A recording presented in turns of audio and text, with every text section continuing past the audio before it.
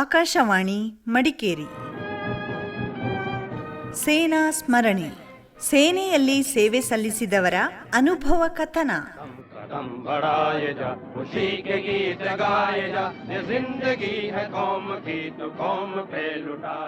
ಕೇಳಿ ಸೇನಾ ಸ್ಮರಣೆ.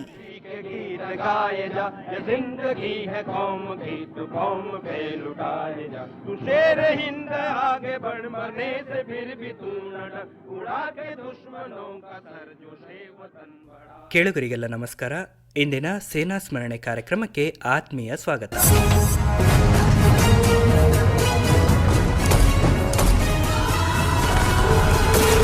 ಇಂದಿನ ಕಾರ್ಯಕ್ರಮದಲ್ಲಿ ನಮ್ಮೊಂದಿಗಿದ್ದಾರೆ ಕುಶಾಲನಗರ ತಾಲೂಕು 7ನೇ ಹೊಸಕೋಟೆ ಗ್ರಾಮದ ಕಾಸ್ಪಾಡಿ ಸುಬ್ರಾಯ ಅವರು. ಇವರನ್ನ ಇಂದಿನ ಈ ಕಾರ್ಯಕ್ರಮಕ್ಕೆ ಸ್ವಾಗತವನ್ನು ಕೋರುವ. ನಮಸ್ಕಾರ ಸುಬ್ರಾಯ ಅವರೇ. ನಮಸ್ಕಾರ ಸರ್. ಮೊದಲಿಗೆ ಹೇಳಿ, ಸುಮಾರು ಎಷ್ಟು ವರ್ಷಗಳ ಕಾಲ ಸೇನೆಯಲ್ಲಿ ಸೇವೆ ಸಲ್ಲಿಸಿ ಬಂದ್ರಿ?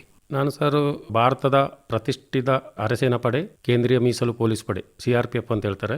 ಅದರಲ್ಲಿ 1991 ಏಪ್ರಿಲ್ 1ರಿಂದ 2012 ಅಕ್ಟೋಬರ್ 1 ತನಕ ನಾನು ಸೇವೆ ಮಾಡಿ 2012ಕ್ಕೆ ವಾಲಂಟಿಯರ್ ರಿಟೈರ್ಮೆಂಟ್ ತಗೊಂಡು ಬಂದಿದ್ದೀನಿ. ನಿಮ್ಮ ಪ್ರಕಾರ ಸೇನೆ ಎಂದರೆ ನಿಮ್ಮ ಮನದಾಳದ ಮಾತು ಏನು? ಸೇನೆ ಅಂದರೆ ಅರೆಸೇನಾ ಪಡೆ ಇರ್ಬೋದು, ವಾಯುದಳ, ಭೂದಳ, ಆಮೇಲೆ ಜಲದಳ. ಅದು ಬಿಟ್ಟು ಸಹ ಅರೆಸೇನಾ ಪಡೆಗಳು ಇದ್ದಾವೆ. ಎಲ್ಲರ ಕರ್ತವ್ಯ ಒಂದೇ, ದೇಶ ರಕ್ಷಣೆ, ಸಮಾಜ ರಕ್ಷಣೆ, ರಾಷ್ಟ್ರದ ಆಸ್ತಿ ರಕ್ಷಣೆ. ಇದು ಅದಕ್ಕಾಗಿ ಬಾರ್ಡರ್ನಲ್ಲಿ ಯುದ್ಧ ಆದಾಗ ರಕ್ಷಣೆ ಮಾಡಲು ಸೈನ್ಯ ಪಡೆಗಳಿದ್ದಾವೆ. ಅರೆಸೇನಾ ಪಡೆಗಳು ರಾಷ್ಟ್ರದ ಸಂಪತ್ತು, ಆಮೇಲೆ ಇನ್ನಿತರ ಹಲವು ಬಾರ್ಡರ್ ಏರಿಯಾದಲ್ಲಿ ಕರ್ತವ್ಯ ನಿಭಾಯಿಸಲು ಅರೆಸೇನಾ ಪಡೆಗಳನ್ನು ನಿಗದಿ ಮಾಡಿರ್ತಾರೆ, ನಿಯುಕ್ತಿ ಆಗಿರ್ತದೆ. ಸೈನ್ಯ ಅಂದರೆ, ಸೈನ್ಯದ ಸೇವೆ ಅಂದರೆ ಅದೊಂದು ಕರ್ತವ್ಯ. ನಮ್ಮ ಒಬ್ಬ ಸೈನಿಕನ ಲೆಕ್ಕದಲ್ಲಿ ಹೇಳಿದ್ರೆ ಅದೊಂದು ತಪಸ್ಸು. ಅದು ಯಾವುದೇ ಯಾರನ್ನು ಓಲೈಸಿಕೊಂಡು ಅಥವಾ ಯಾವುದೇ ತಪಸ್ಸು ಮಾಡಿ ಹೊರಪಡೆಯುವಂಥದ್ದಲ್ಲ. ಯಾವುದೇ ನಿಸ್ವಾರ್ಥ ಭಾವದಿಂದ ಮಾಡುವಂಥ ಒಂದು ಸೇವೆ. ಅದು ದೇಶದ, ಸಮಾಜದ, ನಮ್ಮ ಭಾರತ ಮಾತೆ, ಭಾರತ ತಾಯಿಯ ರಕ್ಷಣೆಗೆ ಒಂದು ನಿಯುಕ್ತಿ. ಒಬ್ಬ ಸೈನಿಕ ಹೋದಾಗ ಅವನ ಜೀವನೋಪಾಯಕ್ಕಾಗಿ ಹೋಗಿರ್ಬೋದು. ಆನಂತರ ಅಲ್ಲಿ ಹೋಗಿ ಅಲ್ಲಿದು ಪರಿಸರಕ್ಕೆ ಹೊಂದಿಕೊಂಡ ಮೇಲೆ ನಮಗೆ ಮುಂದೆ ಕಾಣುವುದು ದೇಶ ಒಂದೇ. ಯಾವುದೇ ಒಬ್ಬ ಸೈನಿಕ ಹಿಂತಿರುಗಿ ನೋಡಲ್ಲ, ಮನೆಯಲ್ಲಿ ಯಾರಿದ್ದಾರೆ, ನಾನು ಮಕ್ಕಳನ್ನ ಬಿಟ್ಟು ಬಂದಿದ್ದೀನಿ, ತಂದೆ ತಾಯಿನ ಬಿಟ್ಟು ಬಂದಿದ್ದೀನಿ, ಇಂಥದ್ದೆಲ್ಲ ನೋಡೋದಿಲ್ಲ. ಅವರಿಗೆ ಮುಂದೆ ಕಾಣುವುದು ನಮ್ಮ ದೇಶ, ದೇಶದ ರಕ್ಷಣೆ, ರಾಷ್ಟ್ರದ ಸಂಪತ್ತು ರಕ್ಷಣೆ, ಸಮಾಜದ ರಕ್ಷಣೆ, ಜನರ ರಕ್ಷಣೆ ಇದೇ ಇರ್ತದೆ. ಸೈನಿಕರು ಅಂತಲ್ಲ, ಪೊಲೀಸ್ ವಿಭಾಗದಲ್ಲಿಯೂ ಕೂಡ ಒಬ್ಬ ಬೆಲ್ಟ್ ಹಾಕಿದ ಯಾರು ಒಬ್ಬ ಡ್ಯೂಟಿಯಲ್ಲಿ ನಿಂತಿರ್ತಾನೆ, ಅವನ ಎಲ್ಲ ಕರ್ತವ್ಯ ಇದೇ ಇರ್ತದೆ. ಸಮಾಜದ ರಕ್ಷಣೆ ಮುಖ್ಯ. ಸಮಾಜದಿಂದಲೇ ರಾಜ್ಯ ಆಗ್ತದೆ, ರಾಜ್ಯದಿಂದ ದೇಶ ಆಗ್ತದೆ. ದೇಶದ ಸಂಪತ್ತನ್ನು ರಕ್ಷಣೆ ಮಾಡೋದು ಒಬ್ಬ ಸೈನಿಕನ ಉದ್ದೇಶ ಆಗಿರ್ತದೆ. ಅದೇ ನಮಗೆ ತರಬೇತಿಯಲ್ಲಿ ಕಲಿಸಿರ್ತಾರೆ ಕೂಡ. ನೀವು ಮೊದಲಿಗೆ ಸೇನೆಗೆ ಎಲ್ಲಿ ಆಯ್ಕೆ ಆದರೆ, ನಿಮಗೆ ಹೇಗೆ ಗೊತ್ತಾಯಿತು ಈ ರೀತಿ ಆಯ್ಕೆ ಪ್ರಕ್ರಿಯೆ ಇದೆ ಅಂತೇಳಿ? ಎಲ್ಲಿ ಸೇನೆಗೆ ಆಯ್ಕೆಗೊಂಡ್ರಿ? ಸೇನೆಗೆ ಸೇರಬೇಕು ಅಂತ ಹೇಳೋದು, ನಾವು ಸ್ಕೂಲಲ್ಲಿ ಓದ್ತಿರೋ ಒಂದು ತಲೆಯಲ್ಲಿ ಒಂದು ಮೈಂಡ್ ಸೆಟ್ ಇತ್ತು ನಮಗೆ. ಯಾಕೆಂದರೆ ನಮ್ಮ ಬಂಧು ಬಳಗದಲ್ಲಿ, ಆಮೇಲೆ ನಮ್ಮ ಅಕ್ಕಪಕ್ಕದವರು, ಅವರ ಒಂದು ಹೋಗಿ ಬರುವಾಗ ಹೋಗೋತ್ತಿಗೆ ಅವರ ಒಂದು ಫೀಲಿಂಗ್ನೆಸ್ಸು, ಅವರ ಡಿಸಿಪ್ಲಿನ್, ಇದೆಲ್ಲ ನೋಡಿ ನನಗೆ ತನ್ನಂತಾನೇ ಸ್ವತಃ ಒಂದು ಆಸಕ್ತಿ ಇತ್ತು. ನನಗೆ ಏನಿದ್ರು ಆರ್ಮಿಗೆ ಹೋಗಬೇಕು, ಸೇರಬೇಕು ಅಂತ. ಅದಕ್ಕಾಗಿ ತುಂಬ ಸಾರಿ ನಾನು ಪ್ರಯತ್ನ ಪಟ್ಟಿದ್ದೇನೆ. ಮಂಗಳೂರು, ಮೈಸೂರು, ಬೆಂಗಳೂರು ಇಲ್ಲೆಲ್ಲ ಆಗ ಓಪನ್ ರ್ಯಾಲಿ ಇರ್ತಿತ್ತು, ಓಪನ್ ರ್ಯಾಲಿ ಹೋಗ್ತಿದ್ದೆ. ಆಮೇಲೆ ಅಪ್ಲಿಕೇಶನ್ ಇಂಟರ್ವ್ಯೂ ಕಾಲ್ ಬಂದಾಗ ಅದಕ್ಕೂ ಅಟೆಂಡ್ ಮಾಡ್ತಾ ಇದ್ದೆ. ಹಾಗೇ ಆಗಿ ನಾನು ಆಸಕ್ತಿ ಬರೋಕ್ಕೆ ಕಾರಣ ಅಂದರೆ ನನಗೆ ಏನಾದರೂ ಒಂದು ರಕ್ಷಣಾ ವ್ಯವಸ್ಥೆಯಲ್ಲಿ ಕೆಲಸ ಮಾಡಬೇಕಂತ ಒಂದು ಆಸೆ ಇತ್ತು. ಈ ಸೇನೆಗೆ ಆಯ್ಕೆ ಆದ್ರಿ, ಆಯ್ಕೆ ಆಗಿ ಮೊದಲಿಗೆ ಎಲ್ಲಿ ಸೇವೆಗೆ ನಿಯೋಜನೆಗೊಂಡ್ರಿ? ನಾನು ಸರ್ ಬೆಂಗಳೂರಿನಲ್ಲಿ 1991 ಏಪ್ರಿಲ್ 16-17ಕ್ಕೆ ನಾನು ಸೆಲೆಕ್ಟ್ ಆದೆ. 16ಕ್ಕೆ ನಮಗೆ ಫಿಸಿಕಲ್ ಟೆಸ್ಟ್ ಇತ್ತು. ಫಿಸಿಕಲ್ ಆದಮೇಲೆ ಮೆಡಿಕಲ್ ಆಯಿತು. ಮೆಡಿಕಲ್ ಆದಮೇಲೆ ರಿಟರ್ನ್ ಟೆಸ್ಟ್ ಆದಮೇಲೆ ಅದು ತ್ವರಿತಗತಿಯಲ್ಲಿ ಇದ್ದಂಥ ಒಂದು ರ್ಯಾಲಿ. ತಕ್ಷಣಕ್ಕೆ ಅದೇ ತಿಂಗಳಲ್ಲಿ ನಮಗೆ ನಮ್ಮನ್ನು ರಿಸಲ್ಟ್ ಕೊಟ್ಟುಬಿಟ್ಟು ಲೆಟ್ರ್ ಕಳಿಸಿದರು, ಅಪಾಯಿಂಟ್ಮೆಂಟ್ ಲೆಟ್ರ್ ಕಳಿಸಿದರು. ಅದೇ ರೀತಿ ಬೆಂಗಳೂರಿಗೆ ಅಲ್ಲಿ ಹೋಗಿ 1 ತಿಂಗಳು ಟ್ರೈನಿಂಗ್ಗೆ, ಬಿಫೋರ್ ಟ್ರೈನಿಂಗ್ ಅಲ್ಲಿ ಇಟ್ಕೊಂಡಿದ್ರು. ಆಮೇಲೆ ನಮಗೆ ಟ್ರೈನಿಂಗ್ ಸೆಂಟ್ರು ಡಿಟೇಲ್ ಆಯಿತು. ಮೊಟ್ಟ ಮೊದಲಿಗೆ ನಾವು ಸಿಕಂದ್ರಾಬಾದ್ಗೆ ನಮ್ಮನ್ನು ಕಳಿಸಿರೋ ಒಂದು ಬ್ಯಾಚು ಟ್ರೈನಿಂಗ್ಗೆ. ಏಪ್ರಿಲ್ನಲ್ಲಿ ಹೋಗಿ ಜೂನ್ನಿಂದ ಟ್ರೈನಿಂಗ್ ಶುರು ಆಯಿತು. ಹೆಚ್ಚು ಕಡಿಮೆ 1 ವರ್ಷ ಫುಲ್ ಟ್ರೈನಿಂಗ್ ಇದ್ದು 92 ಜೂನ್ನಲ್ಲಿ ಕ್ಲೋಸ್ ಆಯಿತು. ಕ್ಲೋಸ್ ಆಗಿ ಆನಂತರ ನಾವು ಮೊಟ್ಟ ಮೊದಲ ಪೋಸ್ಟಿಂಗ್ ನನಗೆ ಪಂಜಾಬಲ್ಲಿ ಸಿಕ್ತು. ನೀವು ಆಯ್ಕೆಯಾಗಿ ಹೋದಂಥ ಸಂದರ್ಭದಲ್ಲಿ ನಿಮ್ಮ ಜೊತೆಯಲ್ಲಿ ಎಷ್ಟು ಜನ ಆಯ್ಕೆಯಾಗಿ ಬಂದಿದ್ರು? ನಾವು ಸರ್ ಇಲ್ಲಿಂದ ಬೆಂಗಳೂರಿಂದ ಹೋದಾಗ ಅಲ್ಲಿ ಟ್ರೈನಿಂಗ್ ಬೇರೆ ಬೇರೆ ಆವಾಗ ಹೆಚ್ಚು ಅಂದರೆ ಕರ್ನಾಟಕದಾದ್ಯಂತ ಸುಮಾರು ಒಂದು 5,000 ಮಂದಿನ ಸೆಲೆಕ್ಟ್ ಮಾಡ್ಕೊಂಡಿದ್ರು. ನಮ್ಮನ್ನೊಂದು 200 ಮಂದಿನ ಇಲ್ಲಿ ಸಿಕಂದ್ರಾಬಾದಿಗೆ ಕಳಿಸಿದ್ರು ಬೆಂಗಳೂರಿಂದ. ಅಲ್ಲಿ ನಮಗೆ ತರಬೇತಿ ಸ್ಟಾರ್ಟ್ ಆಯಿತು. ಅಲ್ಲಿ ಹೋಗಿ ತರಬೇತಿ ಎಲ್ಲ ಆಯಿತು, ತರಬೇತಿ ಎಲ್ಲ ಮುಗೀತು. ಆ ನಂತರ ಮೊದಲಿಗೆ ಎಲ್ಲಿ ಸೇವೆಗೆ ನಿಯೋಜನೆಗೊಂಡ್ರಿ ತಾವು? ನಾನು ಮೊಟ್ಟ ಮೊದಲಾಗಿ 92 ಆಗಸ್ಟಿಂದ ನಾನು ಪಂಜಾಬ್ನಲ್ಲಿ ಡ್ಯೂಟಿ ರಿಪೋರ್ಟ್ ಮಾಡಿಕೊಂಡೆ. ನಮಗೆ ಟ್ರೈನಿಂಗ್ ಮುಗಿದ ಮೇಲೆ ಒಂದು 15 ದಿನ ನಮಗೆ ಬ್ರೇಕ್ ಕೊಟ್ಟರು. ಟ್ರೈನಿಂಗ್ ಆದಮೇಲೆ 1 ತಿಂಗಳ ರಜೆ. ಅದ ನಂತರ ನಮಗೆ ಡೈರೆಕ್ಟು ಪಂಜಾಬಿಗೆ ವಾಪಸ್ಸು ಅಲ್ಲಿ ನಾವು ಟ್ರೈನಿಂಗ್ ಕ್ಯಾಂಪಸ್ಸಿಗೆ ಬಂದು ಅಲ್ಲಿಂದ ನಮಗೆ ಇದು ಟ್ರೈನಲ್ಲಿ ಬುಕ್ ಮಾಡಿ ಅಲ್ಲಿ ಕಳಿಸಿದರು. ಅಲ್ಲಿ ಹೋಗಿ ನೇರ ಆಪರೇಷನ್ ಡ್ಯೂಟಿ. ಆವಾಗ ಅಲ್ಲಿ ಬ್ಲೂ ಸ್ಟಾರ್ ಆಪರೇಷನ್ ನಡೀತಾ ಇತ್ತು.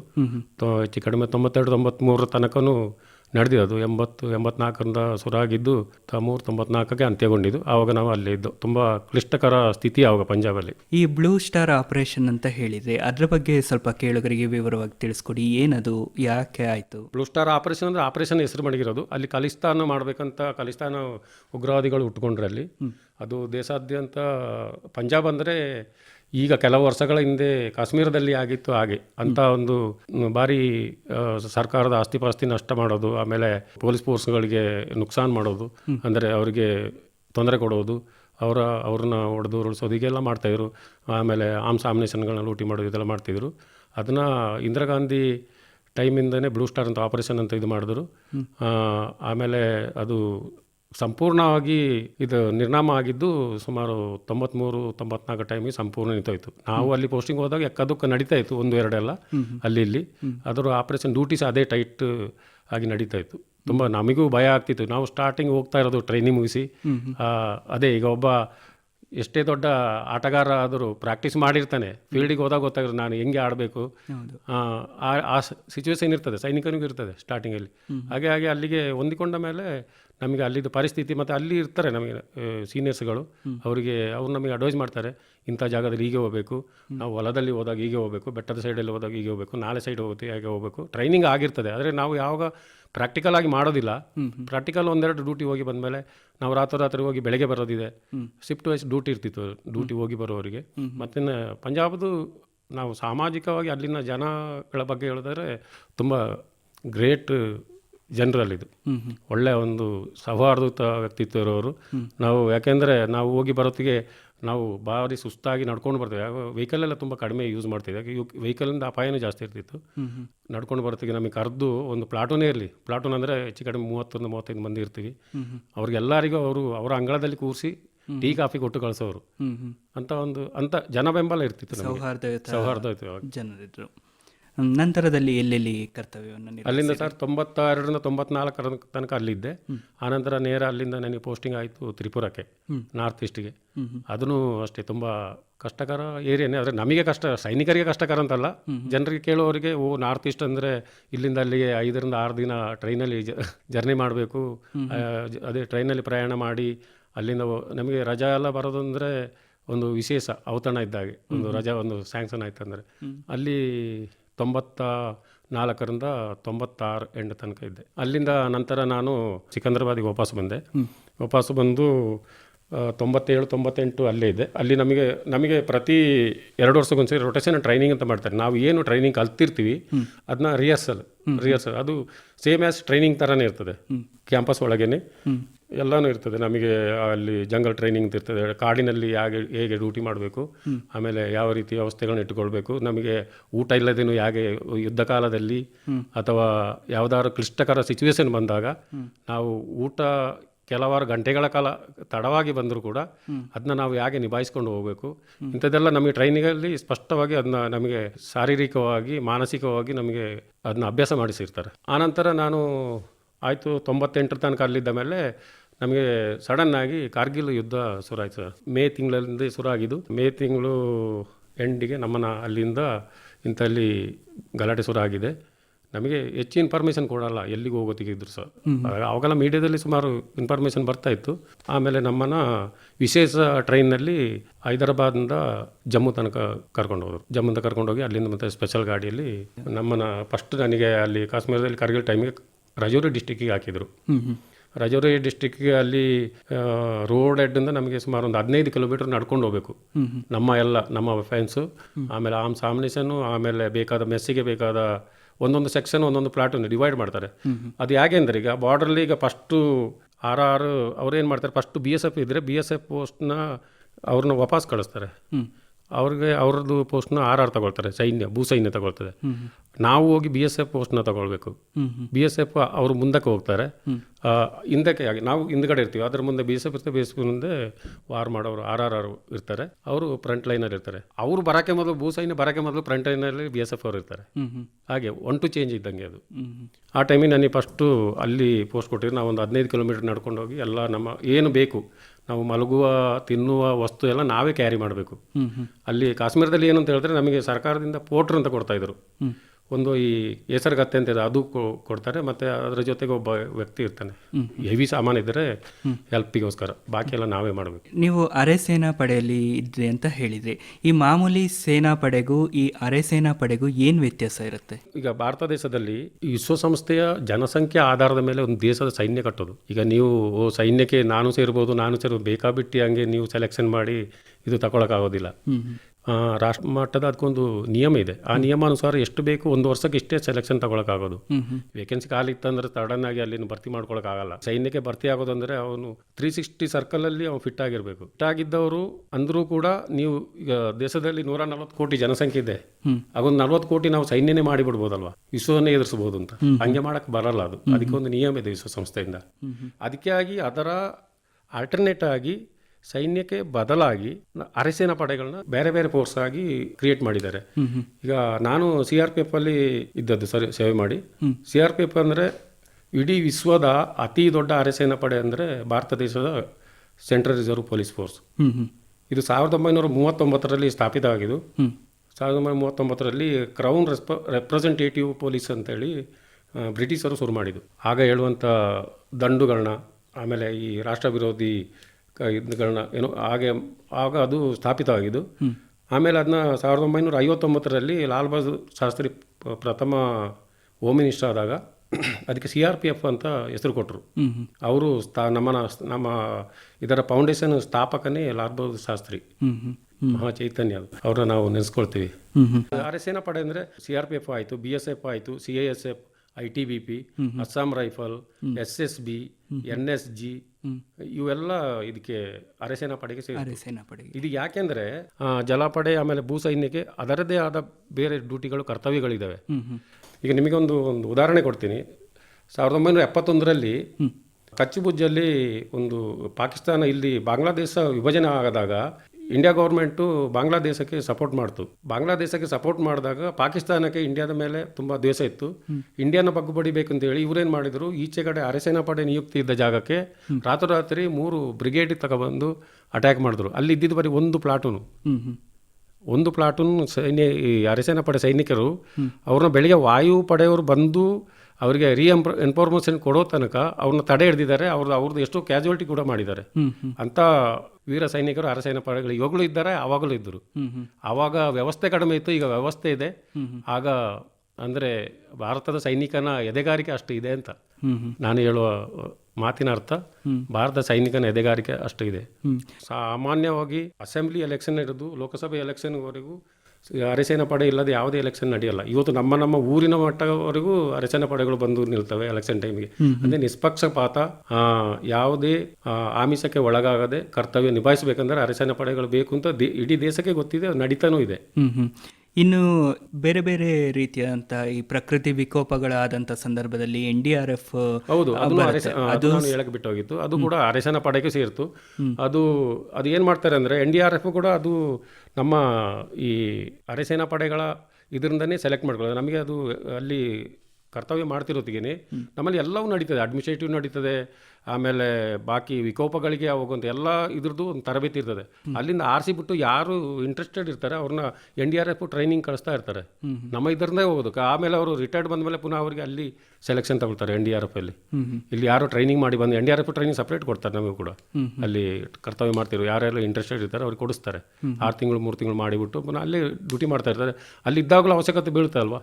ದೇಶದೊಳಗೆ ಎಲ್ಲಾದರೂ ಭೂಕಂಪ ಆಯಿತು ಅಥವಾ ಎಲ್ಲಾದರೂ ಫ್ಲಡ್ ಆಯಿತು ಅಲ್ಲೆಲ್ಲಿಗೆ ಅರಸೇನಾ ಪಡೆಗಳು ಹೋಗ್ತವೆ. ಅದು ಅಲ್ಲ ಅಂದರೆ ವಾಯುಪಡೆಯನ್ನು ಕಳಿಸ್ತಾರೆ.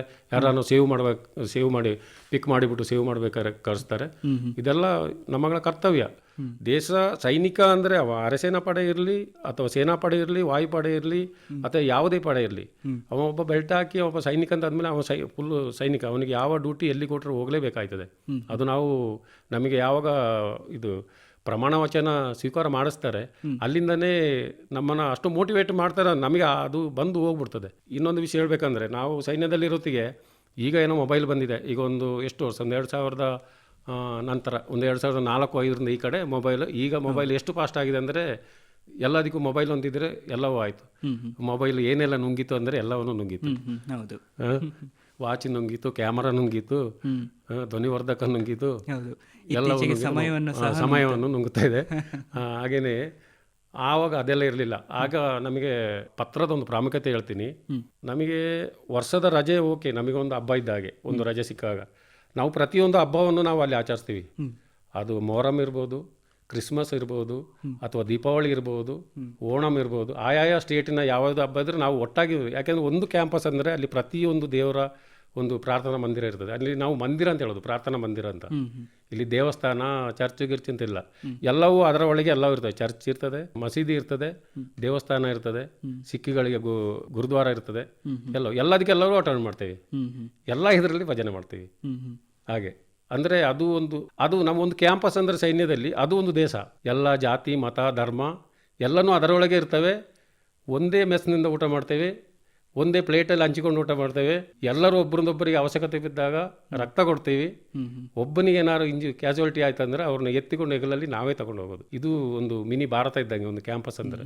ಸೈನ್ಯವೂ ಸಹ ಎಲ್ಲ ರೀತಿಯ ಸೌಹಾರ್ದತಾ ಭಾವನೆಯಲ್ಲಿ ಕೆಲಸ ಮಾಡಬೇಕಾಗತ್ತೆ. ಅಲ್ಲಿ ನೀವು ಸೇನೆಯಲ್ಲಿ ಇದ್ದಂಥ ಸಂದರ್ಭದಲ್ಲಿ ನಿಮಗೆ ನೆನಪಿರುವ ಹಾಗೆ ಆದಂತಹ ಕೆಲವು ಮರೆಯಲಾಗದ ಘಟನೆಗಳಿದ್ರೆ ಒಂದೆರಡು ಕೇಳುಗರೊಂದಿಗೆ ಹಂಚಿಕೊಳ್ಳಿ. ಒಂದು ಭಾವನಾತ್ಮಕ ಘಟನೆ ಇದೆ ಸರ್. ಕಾರ್ಗಿಲ್ ಸಮಯಕ್ಕೆ ನಮ್ಮನ್ನು ಹೈದರಾಬಾದಿಂದ ಜಮ್ಮುವರೆಗೆ ಟ್ರೈನಲ್ಲಿ ಕರ್ಕೊಂಡು ಹೋದ. ಅದರಲ್ಲಿ ಹೆಚ್ಚು ಕಡಿಮೆ 1,000 ಮಂದಿ ಇದ್ದ. ನಾವು ಹೈದರಾಬಾದ್ ಬಿಟ್ಟು ನಾವು ಎಲ್ಲಿ ಜಮ್ಮುವರೆಗೆ ತಲುಪಿದ್ವೋ ಅಲ್ಲಿವರೆಗೆ ಪ್ರತಿ ಸ್ಟೇಷನಲ್ಲಿ ಎಲ್ಲೆಲ್ಲಿ ನಮಗೆ ಸ್ಟಾಪ್ ಕೊಡ್ತಿದ್ರು, ಅಂದರೆ ನಮಗೆ ಇಳಿಯುವ ಹತ್ತುವ ಸ್ಟಾಪ್ ಅಲ್ಲ ಅದು, ಒಂದು ಈಗ ಟ್ರೈನ್ ಪಾಸ್ ಆಗೋಕ್ಕೆ ಆ ಸ್ಟಾಪ್ಗಳು ಕೊಡ್ತಿರೋದಿಗೆ ಪ್ರತಿ ಟ್ರೈನಿಗೂ ಜನಗಳು ಬಂದು ನಮಗೆ ಆರತಿ ಮಾಡಿ, ನೀವು ಹೋಗಿ ಅವ್ರನ್ನ ಉಗ್ರವಾದಿಗಳನ್ನ ಓಡಿಸಿ, ಅವರು ವಿದೇಶದಿಂದ ಬಂದಂಥ ಅವ್ರನ್ನ ಓಡಿಸಿಬಿಟ್ಟು ನೀವು ಪಾಕಿಸ್ತಾನನೇ ಕವರ್ ಮಾಡ್ಕೊಬನ್ನಿ ಅಂತ ಇಂಥ ಒಂದು ಸಂದೇಶ ಕೊಟ್ಟು ನಮಗೆ ಕಳಿಸಿದ್ರೆ ಅದು ಮರೆಯಲಾರದಂಥ, ಇವತ್ತಿಗೂ ನಮಗೆ ಮರೆಯಲಾರದಂಥ ಒಂದು ಘಟನೆ. ಅದು ಭಾವನಾತ್ಮಕ ಘಟನೆ.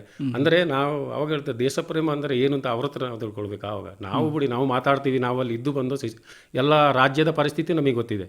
ಎಲ್ಲ ರಾಜ್ಯದಲ್ಲೂ ಸುತ್ತಾಡಿದ್ದೀವಿ. ನಮ್ಮ ಗೃಹ ನಗರ ಇರುವ ರಾಜ್ಯ ಬಿಟ್ಟು ಎಲ್ಲ ರಾಜ್ಯಕ್ಕೂ ಸುತ್ತಾಡಿರ್ತೀವಿ. ಹಾಗಾಗಿ ಜನರು ಯಾವುದೇ ಒಂದು ಧರ್ಮ, ಜಾತಿ, ಬಣ್ಣ ಹೊರತುಪಡಿಸಿ ಆ ಒಂದು ನಮಗೆ ಪ್ರೋತ್ಸಾಹ ಕೊಡ್ತಾರಲ್ಲ, ಅದು ನಾನು ಯಾವಾಗಲೂ ಮರೆಯೋದಿಲ್ಲ. ಬಂದು ಆರತಿ ಮಾಡಿ ದೀಪ ಹಚ್ಚಿ, ಕೆಲವರು ಈ ಸೌತ್ನಲ್ಲಿ ಹೋದಾಗ ಹೈದರಾಬಾದ್ ದಾಟಿ ಈ ಕಡೆ ಮಹಾರಾಷ್ಟ್ರ ಈ ಕಡೆ ಬರೋದಕ್ಕೆ ತೆಂಗಿನಕಾಯಿ ಹೊಡೆದು ಹಣ್ಣುಕಾಯಿ ಮಾಡ್ದಂಗೆ ಮಾಡಿ ಆರತಿ ಎತ್ತಿಬಿಟ್ಟು ಕಳಿಸ್ತಿದ್ರು. ಅದು ಒಂದು ಭಾವನಾತ್ಮಕ ಒಂದು ನಮಗೆ ಇವಾಗಲೂ ಕೂಡ ನೆನಪಾಗ್ತದೆ. ಆನಂತರ ಡ್ಯೂಟಿಯಲ್ಲಿ ಕಾಶ್ಮೀರದಲ್ಲಿ ಹಲವು ಘಟನೆಗಳು ನಡೆದಿದೆ. ಆಮೇಲೆ ತ್ರಿಪುರದಲ್ಲಿ ಒಂದು ಘಟನೆ ನಡೆದಿದೆ. ತ್ರಿಪುರದಲ್ಲಿ ನಾನು ಆಗ ಟ್ರೈನಿಂಗ್ ಮುಗಿಸಿ ಅಲ್ಲಿವರೆಗೆ ಯಾವುದೇ ಒಂದು ಆಪರೇಷನ್ ಅಥವಾ ಫೀಲ್ಡಲ್ಲಿ ಅಂಥ ಘಟನೆ ನಡೆದಿಲ್ಲ. ನಮಗೆ ರೋಡ್ ಓಪನಿಂಗ್ ಡ್ಯೂಟಿ ಹಾಕಿದ್ರು. ಒಂದು ಸೆಕ್ಷನ್ ಇತ್ತು, ಒಂದು ಏರಿಯಾ ಇಲ್ಲಿಂದ ಇಲ್ಲಿ ತನಕಂತ. ಅಲ್ಲಿ ಬಸ್ಗಳನ್ನ ಲೂಟಿ ಮಾಡ್ತಿದ್ರು ಉಗ್ರವಾದಿಗಳು. ಲೂಟಿ ಮಾಡೋದು, ಕಿಡ್ನಾಪ್ ಮಾಡೋದು, ಜನರನ್ನ ದುಡ್ಡು ಕೀಳೋದು, ಹಿಂಗೆಲ್ಲ ಮಾಡ್ತಿದ್ರು. ಅದಕ್ಕೆ ಪ್ರೊಟೆಕ್ಷನ್ಗಾಗಿ ಸಿವಿಲ್ ಬಸ್ಗಳಿಗೆ ಅಂಥ ಸಿಚುವೇಶನ್ ಇತ್ತು ಅಲ್ಲಿ. ಒಂದ್ಸರಿ ನಾವಿಗೆ ಹೋಗ್ತಾ ಇರಬೇಕಾದ್ರೆ ಬಸ್ಸು ಬರೋಕ್ಕೆ ಸ್ವಲ್ಪ ಮೊದಲು ಒಂದು ಫೈರ್ ಆಯಿತು. ಫೈರ್ ಆದಾಗ ನಮಗೆ ಆಗ ಯಂಗ್ ಬ್ಲಡ್ ಅಲ್ವಾ, ಆಗ ಇನ್ನೇನು ಹೋಗಿ 1-2 ವರ್ಷ ಆಗಿಲ್ಲ. ನಾವು ರೈಫಲ್ 1 ರೈಫಲ್ 2 ಅಂತ ಫ್ರಂಟು 1-2 ಇದ್ದವರು ಏನು ಮಾಡೋದು, ಫ್ರಂಟಿಗೆ ಬ್ಯಾಕಲ್ಲಿ ಒಬ್ಬನ್ನ ಬಿಟ್ಟು ನಾವು ಇಬ್ಬರಲ್ಲಿ ಇರ್ತೀವಿ. ಒಬ್ಬ ಲೆಫ್ಟಿಗೆ ಅಂದರೆ ಒಬ್ಬ ರೈಟಿಗೆ, ಒಬ್ಬನಿಗಳು ನೀನು ನೋಡ್ಕೊಂತ ಹೇಳಿ ನಾವು ಯಾವ ಕಡೆ ಫೈರ್ ಬಂತ ಆ ಕಡೆ ಚೇಸ್ ಮಾಡ್ಕೊಂಡು ಓಡ್ದು. ನಮಗೆ ವ್ಯಕ್ತಿದು ತಲೆ ಕಾಣ್ತಾ ಇದೆ ಫೈರ್ ಮಾಡ್ದ ಒಂದು, ಅದು ಹೊರಗಿಂದ ಬಂದ ಫೈರ್ದು ಚೇಸ್ ಮಾಡ್ಕೊಂಡು ಹೋಗಿ ಓಡ್ತಿರೋ ಹಿಂದ್ಗಡೆಯಿಂದ ಶೂಟ್ ಮಾಡೋಕ್ಕೆ ನೋಡ್ದು. ಶೂಟ್ ಮಾಡಿ ನನ್ನ ಕೈಯಿಂದನೂ ನನ್ನ ಜೊತೆಲಿದ್ದವನು ಬಂಗಾಳಿ ದಾಸ್ ಅಂತ ಅವ್ರ ಹೆಸರು, ಈಗ ಎಲ್ಲಿದ್ದಾರೆ ನನಗೂ ಗೊತ್ತಿಲ್ಲ, ಜೊತೆಲಿದ್ದವನು ಕೆಲವು ಟೈಮು. ಫೈರ್ ಮಾಡಿಬಿಟ್ಟು ಹೋದಾಗ ಅವ್ರೇನು ಮಾಡಿದೆ, ಅವ್ರ ಕೈಲಿದ್ದ ಕಂಟ್ರಿ ಮೇಡ್ ಗನ್ನನ ಎಸ್ತುಬಿಟ್ಟು ಓಡಿ ಹೋದರು. ನಮಗೆ ಖುಷಿ, ಈ ಏನೋ ಶಾಲೆಯಲ್ಲಿ ಏನೋ ಒಂದು ಕಲ್ಲು ಹೊಡೆದು ಬಾಯಿನಕಾಯಿ ಉದುರಿಸಿ ತಗೊಂಡು ಹೊರಗೆ ಬಂದಾಗ ನಮ್ಮ ಟೀಮ್ ಹವಲ್ದಾರ್ ಇದ್ರು, ಸ್ಕ್ವಾಡ್ ಹವಲ್ದಾರ್. ಅವರು ನಮಗೆ ಸಿಕ್ಕಾಪಟ್ಟೆ ಬೈದರು, ನೀವು ಯಾರನ್ನ ಕೇಳಿ ಓಡಿದ್ರಿ ಅಂತ. ಫೈರ್ ಬಂತು, ನಾನು ಕೇಳಿದೆ, ನೀವು ಯಾರೋ ಕಂಟ್ರೋಲ್ ಬೆರೆಸ್ಕೊಂಡು ಹೋದ್ರಲ್ಲ, ಅವರಲ್ಲಿ ಕವರಿಂಗ್ ಫೈರ್ ಕೊಟ್ಟುಬಿಟ್ಟು ನಿಮಗೇನಾದರೂ ಕ್ಯಾಜುವಾಲಿಟಿ ಆಗಿದ್ರೆ ಏನು ಮಾಡ್ತಿದ್ದೀರಾ. ಆಮೇಲೆ ಅದು ವೈರ್ಲೆಸ್ ಸೆಟ್ಟಲ್ಲಿ ರಿಪೋರ್ಟ್ ಹೋಯ್ತು, ಹಿಂಗೆ ಆಯಿತು. ನಮಗೆ ಏನಂದರೆ ಈಗ ಒಂದು ಜೊತೆಗೆ ಇನ್ನೊಂದು ವಿಷಯ ಹೇಳ್ತೀನಿ. ಸೇನೆಯಲ್ಲಿ ಇರಬೇಕಾದ್ರೆ ನಮಗೆ ಸರ್ಕಾರಿ ವೆಪನ್ಸ್ ಕೊಡ್ತಾರೆ, ಆಮಿನೇಷನ್ ಅಂತ ಹೇಳ್ತೀವಿ, ಆಮಿನೇಷನ್ ಕೊಡ್ತಾರೆ ಬುಲೆಟ್. ಅದು ಒಂದೊಂದು ಎಷ್ಟು ಇಂಪಾರ್ಟೆಂಟ್ ಅಂದರೆ ನಮ್ಮ ದೇಹದಲ್ಲಿ ರಕ್ತ ಇದ್ದಂಗೆ, ಒಂದು ಹನಿನೂ ಕೂಡ ವೇಸ್ಟ್ ಆಗಬಾರ್ದು. ಹಾಗೇನು ಒಂದೊಂದು ಬುಲೆಟ್ ಕೂಡ ವೇಸ್ಟ್ ಆಗೋಂಗಿಲ್ಲ. ವೇಸ್ಟ್ ಆದರೆ ಅದಕ್ಕೆ ಲೆಕ್ಕ ಗೊತ್ತಿರಬೇಕು ಏನಕ್ಕಾಗಿಂದ. ಅದಕ್ಕೆ ತಕ್ಷಣ ಅವ್ರು ರಿಪೋರ್ಟ್ ಕೊಟ್ಟು ಈಗ 2 ರೌಂಡ್ ಫೈರ್ ಆಗಿದೆ, 2 ಕಂಟ್ರಿ ಮೇಡ್ ಗನ್ ಸಿಕ್ಕಿದೆ. ನಮ್ಮನ್ನು ನೆಕ್ಸ್ಟ್ ಡೇಗೆ ಆಫೀಸಿಗೆ ಕರೆದ್ರು ಕಮಾಂಡೆಂಟ್. ಏನು ಭಾರಿ ನೀವು ಬಹದ್ದೂರು ಇದ್ದೀರಾ, ಎಲ್ಲಿಂದ ಬಂದವರು ಏನೇ ಅಂತ ವಿಚಾರಿಸಿಬಿಟ್ಟು, ನೋಡಿ ಮಾಡಿದ್ದು ಓಕೆ, ನಿಮಗೆ ವೆಪನ್ ಸಿಕ್ತು, ಈಗ ರಿಕವರಿ ಆಗಿದೆ, ಚೇಸ್ ಮಾಡಿ ರಿಕವರಿ ಮಾಡ್ಕೊಂಡಿದ್ದೀರಿ, ಆದರೆ 2 ಬುಲೆಟ್ ಹೋಗಿದ್ಗೆ ರಿಕವರಿ ಆಗಿದೆ, ಓಕೆ, ಅಚೀವ್ಮೆಂಟ್ ಇದೆ. ಇಲ್ಲಿ ಲಾಸ್ ಆದರೂ ಅಚೀವ್ಮೆಂಟ್ ಇದೆ, ನಿಮಗೇನು ತೊಂದರೆ ಆಗಿಲ್ಲ. ಇನ್ ಕೇಸ್ ಏನೂ ಆಗಿಲ್ಲ, ನಿಮಗೇನಾದ್ರು ಕ್ಯಾಜುವಾಲಿಟಿ ಆಗಿದ್ದರೆ ಯಾರು ಕೂಡ ಅದು ಫಸ್ಟ್ ನಿಮಗೆ ಒಂದು ಪಾಠ ಇದ್ದಾಗೆ. ಹಂಗೆ ಮಾಡಬಾರ್ದು. ನೀವೇನಿದ್ರು ನಿಮ್ಮ ಸೆಕ್ಷನ್ ಕಮಾಂಡ್ ಇರ್ತಾರೆ, ಕಮಾಂಡರ್ನ ಕೇಳದೆ ಅಲ್ಲಾಡೋಗಿಲ್ಲ. ಇದು ನೋಡಿ ಫೀಲ್ಡಲ್ಲಿ ಆದಂಥ ತರಬೇತಿ ಆದ ಮೇಲೆ ಫೀಲ್ಡಲ್ಲಿ ಆದಂಥ ಮೊದಲ ಘಟನೆ. ಅಂದರೆ ಚೇಸ್ ಮಾಡಿ ನಮಗೆ ಅದು ಖುಷಿ, ನಾವು ಚೇಸ್ ಮಾಡ್ಕೊಂಡು ಅಚೀವ್ ಮಾಡ್ಕೊಂಡು ಬಂದಲ್ಲ ಅಂತ. ಆಮೇಲೆ ನಮಗೆ ಕ್ಯಾಶ್ ರಿವಾರ್ಡ್ ಎಲ್ಲ ಕೊಟ್ಟರು, ಓಕೆ, ಅದು ಸರಿ ಆಯಿತು. ಆಮೇಲೆ ಕಾರ್ಗಿಲಲ್ಲಿ ಒಂದು ಘಟನೆ ಆಯಿತು. ಘಟನೆ ಅಂದರೆ ನಾವು ಅದು ಹೇಳ್ದಲ್ಲ, 15 ಕಿಲೋಮೀಟರ್ ಮುಂದೆ ಹೋಗಿ ನಮಗೆ ಒಂದು ಔಟ್ ಪೋಸ್ಟ್ ಕೊಟ್ಟಿದ್ರು. ಅಲ್ಲಿ ಏನಿಲ್ಲ, ಕೆಳಗೆ ದನಗಳು ಕೊಟ್ಟಿಗೆ ಥರ. ನಾವು ಇಂಥ ಸಮಯದಲ್ಲಿ, ಇಂಥ ಇನ್ಸರ್ಜೆನ್ಸಿ ಸಮಯದಲ್ಲಿ ಯಾವುದೇ ಪೂರ್ವ ನಿಯೋಜಿತ ಯಾವುದೇ ಪೋಸ್ಟ್ಗಳು ಇರೋದಿಲ್ಲ, ನಾವೇ ಹೋಗಿ ತಯಾರು ಮಾಡ್ಕೊಳ್ಬೇಕು. ಯಾಕೆಂದರೆ ಅದು ಹಾಗೆ ಇರ್ತದೆ. ನಾವು ಪೂರ್ವ ನಿಯೋಜಿತ ಪೋಸ್ಟ್ ಅದರಲ್ಲಿ ಏನೂ ಆಗ್ಬೋದಲ್ವಾ, ಜನರು ನೋಡಿರ್ತಾರೆ, ಅದರಲ್ಲಿ ನಮಗೆ ಆಗೋರು ಇರ್ಬೋದು, ಆಗದವರು ಇರ್ಬೋದು. ಅದಕ್ಕೆ ಆಗಿ ನಾವೇ ಹೋಗಿ ಸೆಟ್ ಮಾಡಿಕೊಂಡು ಕೆಳಗೆ ದನದ ಕೊಟ್ಟಿಗೆ ಥರ ಅದರ ಮೇಲೆ ಪೋಸ್ಟು ನಾವೇ ತಯಾರು ಮಾಡಿಕೊಂಡು ನಾವು ರಾತ್ರಿ ಆಗ ಮರದ ಮೇಲೆ ಕೂತ್ಕೊಳ್ತಿದ್ದೆವು. ಅಕ್ರೂಟ್ ಮರಗಳು, ಆ್ಯಪಲ್ ಮರಗಳೆಲ್ಲ ಇರ್ತದೆ ಕಾಶ್ಮೀರದಲ್ಲಿ. ನಾನು ಅವತ್ತು ನನಗೆ ನೈಟ್ 2 ಗಂಟೆ ಡ್ಯೂಟಿ ಇತ್ತು. ಡ್ಯೂಟಿಲಿ ಇದ್ದಾಗ ಮೇಲಿಂದ ಯಾರೋ ಒಂದು ಪಾರ್ಟಿನ ಬೆರೆಸ್ಕೊಂಡು ಬಂದಾಗ ಅವರು ಅದು BSF ಅವರು ಅವ್ರನ್ನ ಚೇಸ್ ಮಾಡ್ಕೊಂಡು ಬಂದಿದ್ದು. ಅವ್ರು ಡ್ಯೂಟಿ ಮಾಡೋರು, ನೈಟ್ ಶಿಫ್ಟ್ ಅವರು, ಪೆಟ್ರೋಲಿಂಗ್ ಏನೋ ಮಾಡ್ತಿದ್ರು. ಅವರು ಕ್ಯಾಂಪ್ ಅಟ್ಯಾಕ್ ಮಾಡೋಕ್ಕೇನೋ ಬಂದಿದ್ರೇನೋ ಗೊತ್ತಿಲ್ಲ. ಬಂದಾಗ ಈ ಕಡೆಯಿಂದ ಆಮೇಲೆ ಇಲ್ಲಿ ನಮಗೆ ಸ್ಟ್ಯಾಂಟು ಮಾಡೋವಂತಿದೆ. ಆಗ ನಾವು ಸ್ಟ್ಯಾಂಟಿಗೆ ಬೇರೆ ಬೇರೆ ಸಿಗ್ನಲ್ಸ್ ಇದೆ, ಒಂದು ವಿಸಿಲ್ ಹಾಕಿ ಅಥವಾ ಬೇರೆ ಬೇರೆ ನಮಗೆ ಅದು ಕೊಟ್ಟಿರ್ತದೆ, ಅಲ್ಲಿ ಸೈನ್ ಪರ್ಮಿಷನ್ ಕೊಟ್ಟಿರ್ತದೆ ಏನೆಲ್ಲ ಮಾಡಬೇಕು ಅಂತೇಳಿ. ಆ ರೀತಿ ನಾವು ಕ್ಯಾಂಪಸ್ನ ಅಲಾಟ್ ಮಾಡಿದ್ಮೇಲೆ ಅಲಾಟ್ ಆಗಿದ್ದಾದಮೇಲೆ ಅವರು ಬೆರ್ಸ್ಕ್ ಮಾಡೋದು ಗೊತ್ತಾಯ್ತು. ವೈರ್ಲೆಸ್ಗೆ ಇವರಿಗೆ ತಿಳಿಸಿದರು, ನಮ್ಮ ಕ್ಯಾಂಪು ವೈರ್ಲೆಸ್ ಆಪ್ರೇಟರ್ಗೆ. ಅವರು ಹೇಳಿದ್ಮೇಲೆ ಈ ಕಡೆಯಿಂದ ನಮ್ಮ ಹತ್ರ ಕವರಿಂಗ್ ಫೈರ್ ಕೊಟ್ಟಾಗ ಅವರು ಸಿಕ್ಕಾಕೊಂಡ್ರು, ಓಡಿಸ್ಕೊಂಡ್ಬಂದಾಗ ಮಿಲಿಟೆಂಟ್ ವೆಪನ್ಸ್ ಸಮೇತ ಸಿಕ್ಕಾಕೊಂಡ್ರು. ಅದೊಂದು ಘಟನೆ. ಇನ್ನು ನಿಮ್ಮ ತಂದೆ ತಾಯಿಯರ ಬಗ್ಗೆ ಹೇಳಿ. ನೀವು ಸೇನೆಗೆ ಸೇರುವ ನಿಟ್ಟಿನಲ್ಲಿ ಅವರ ಒಂದು ಪಾತ್ರ ಹೇಗಿತ್ತು? ಸರ್, ನಾನು ಮೊದಲೇ ಹೇಳ್ದಂಗೆ ಏನಂತ ಹೇಳಿದ್ರೆ, ನನಗೆ ಸೇನೆಗೆ ಅಥವಾ ಯಾವುದೇ ಒಂದು ಪೊಲೀಸು, ಸೇನೆ ಇಂಥ ಒಂದು ರಕ್ಷಣಾ ಕಾರ್ಯದಲ್ಲಿ ಎಲ್ಲರೂ ಸೇರಿಕೊಳ್ಬೇಕು. ಆಗಿನ ಪರಿಸ್ಥಿತಿ ತುಂಬ ಕಷ್ಟ ಇತ್ತು. ನಾನು ತುಂಬ ಬಡತನ. ನಾನು ಹೈಸ್ಕೂಲು ನನ್ನ ವಿದ್ಯಾಭ್ಯಾಸದ ವಿಷಯ ಹೇಳಿದೆ. ನಾನು primary school, Kambibane primary school ಮಾಡಿದೆ. ಆಮೇಲೆ ಕೊಡಗರಳ್ಳಿ SNHS school, Kannada medium high school, ಅಲ್ಲಿ 8th to 10th ತನಕ ಅಲ್ಲಿ ಓದಿದೆ. ಆನಂತರ ನಾನು ನಮ್ಮ ಮಡಿಕೇರಿ ಡಿಗ್ರಿ ಕಾಲೇಜಲ್ಲಿ ಅಲ್ಲಿ PUC ಮಾಡಿದೆ. ಆನಂತರ ITI ಮಾಡಿದೆ. ITI ಮಾಡಿ 90ಕ್ಕೆ ITI 91 ITI ಮುಗೀತು. ITI ಮುಗಿದ ನಂತರ ನಾನು ಹೀಗೆ ಅಲ್ಲಿ ಮಂಗಳೂರು, ಮೈಸೂರು ಇಲ್ಲೆಲ್ಲ ಸೆಲೆಕ್ಷನ್ ಎಲ್ಲೆಲ್ಲ ಇದೆ, ರ್ಯಾಲಿ ಎಲ್ಲ ಹೋಗ್ತಿದ್ದೆ ನಾನು ಆವಾಗಲೇ. ಆವಾಗ ಏನಂದರೆ ನಮಗೆ ಆವಾಗ ಆರ್ಥಿಕವಾಗಿ ನಾವು ತುಂಬ ವೀಕ್ ಅಂದರೆ ಅದೇ ದುಡ್ದೇ ಆಗಬೇಕು. ಅಪ್ಪ ಮನೆ ದುಡ್ದು ನಮ್ಮನ್ನು ಅಷ್ಟು ಓದಿಸ್ತಿರೋದು. ಅಲ್ಲಿ ಹೆಚ್ಚು ಓದಿದವನು ನಾನೇ. ನಮ್ಮ ಅಪ್ಪ ಮನೆಗೆ 6 ಮಕ್ಕಳು. ನಮ್ಮ ಅಪ್ಪನ ಹೆಸರು ಶೇಷಪ್ಪ, ತಾಯಿ ಹೆಸರು ನೀಲಮ್ಮ ಅಂತ. ಶೇಷಪ್ಪ ಅವ್ರು ತೀರೋಗಿ 13 ವರ್ಷ ಆಯಿತು. ಅಮ್ಮ ಇದ್ದಾರೆ, ಅಮ್ಮನಿಗೆ 95 ವರ್ಷ ಈಗ ನಮ್ಮ ಒಟ್ಟಿಗೆ ಇದ್ದಾರೆ, ನೋಡ್ತಾ ಇದ್ದೀನಿ. ಅವರೇ ಆ ಒಂದು ಭಾರತ ಮಾತೆ, ಇಂದು ನನ್ನ ಎತ್ತ ಮಾತೆ. ನಮ್ಮ ಅಪ್ಪಮ್ಮನಿಗೆ 6 ಮಕ್ಕಳು, 2 ಗಂಡು 4 ಹೆಣ್ಣು ಮಕ್ಕಳು.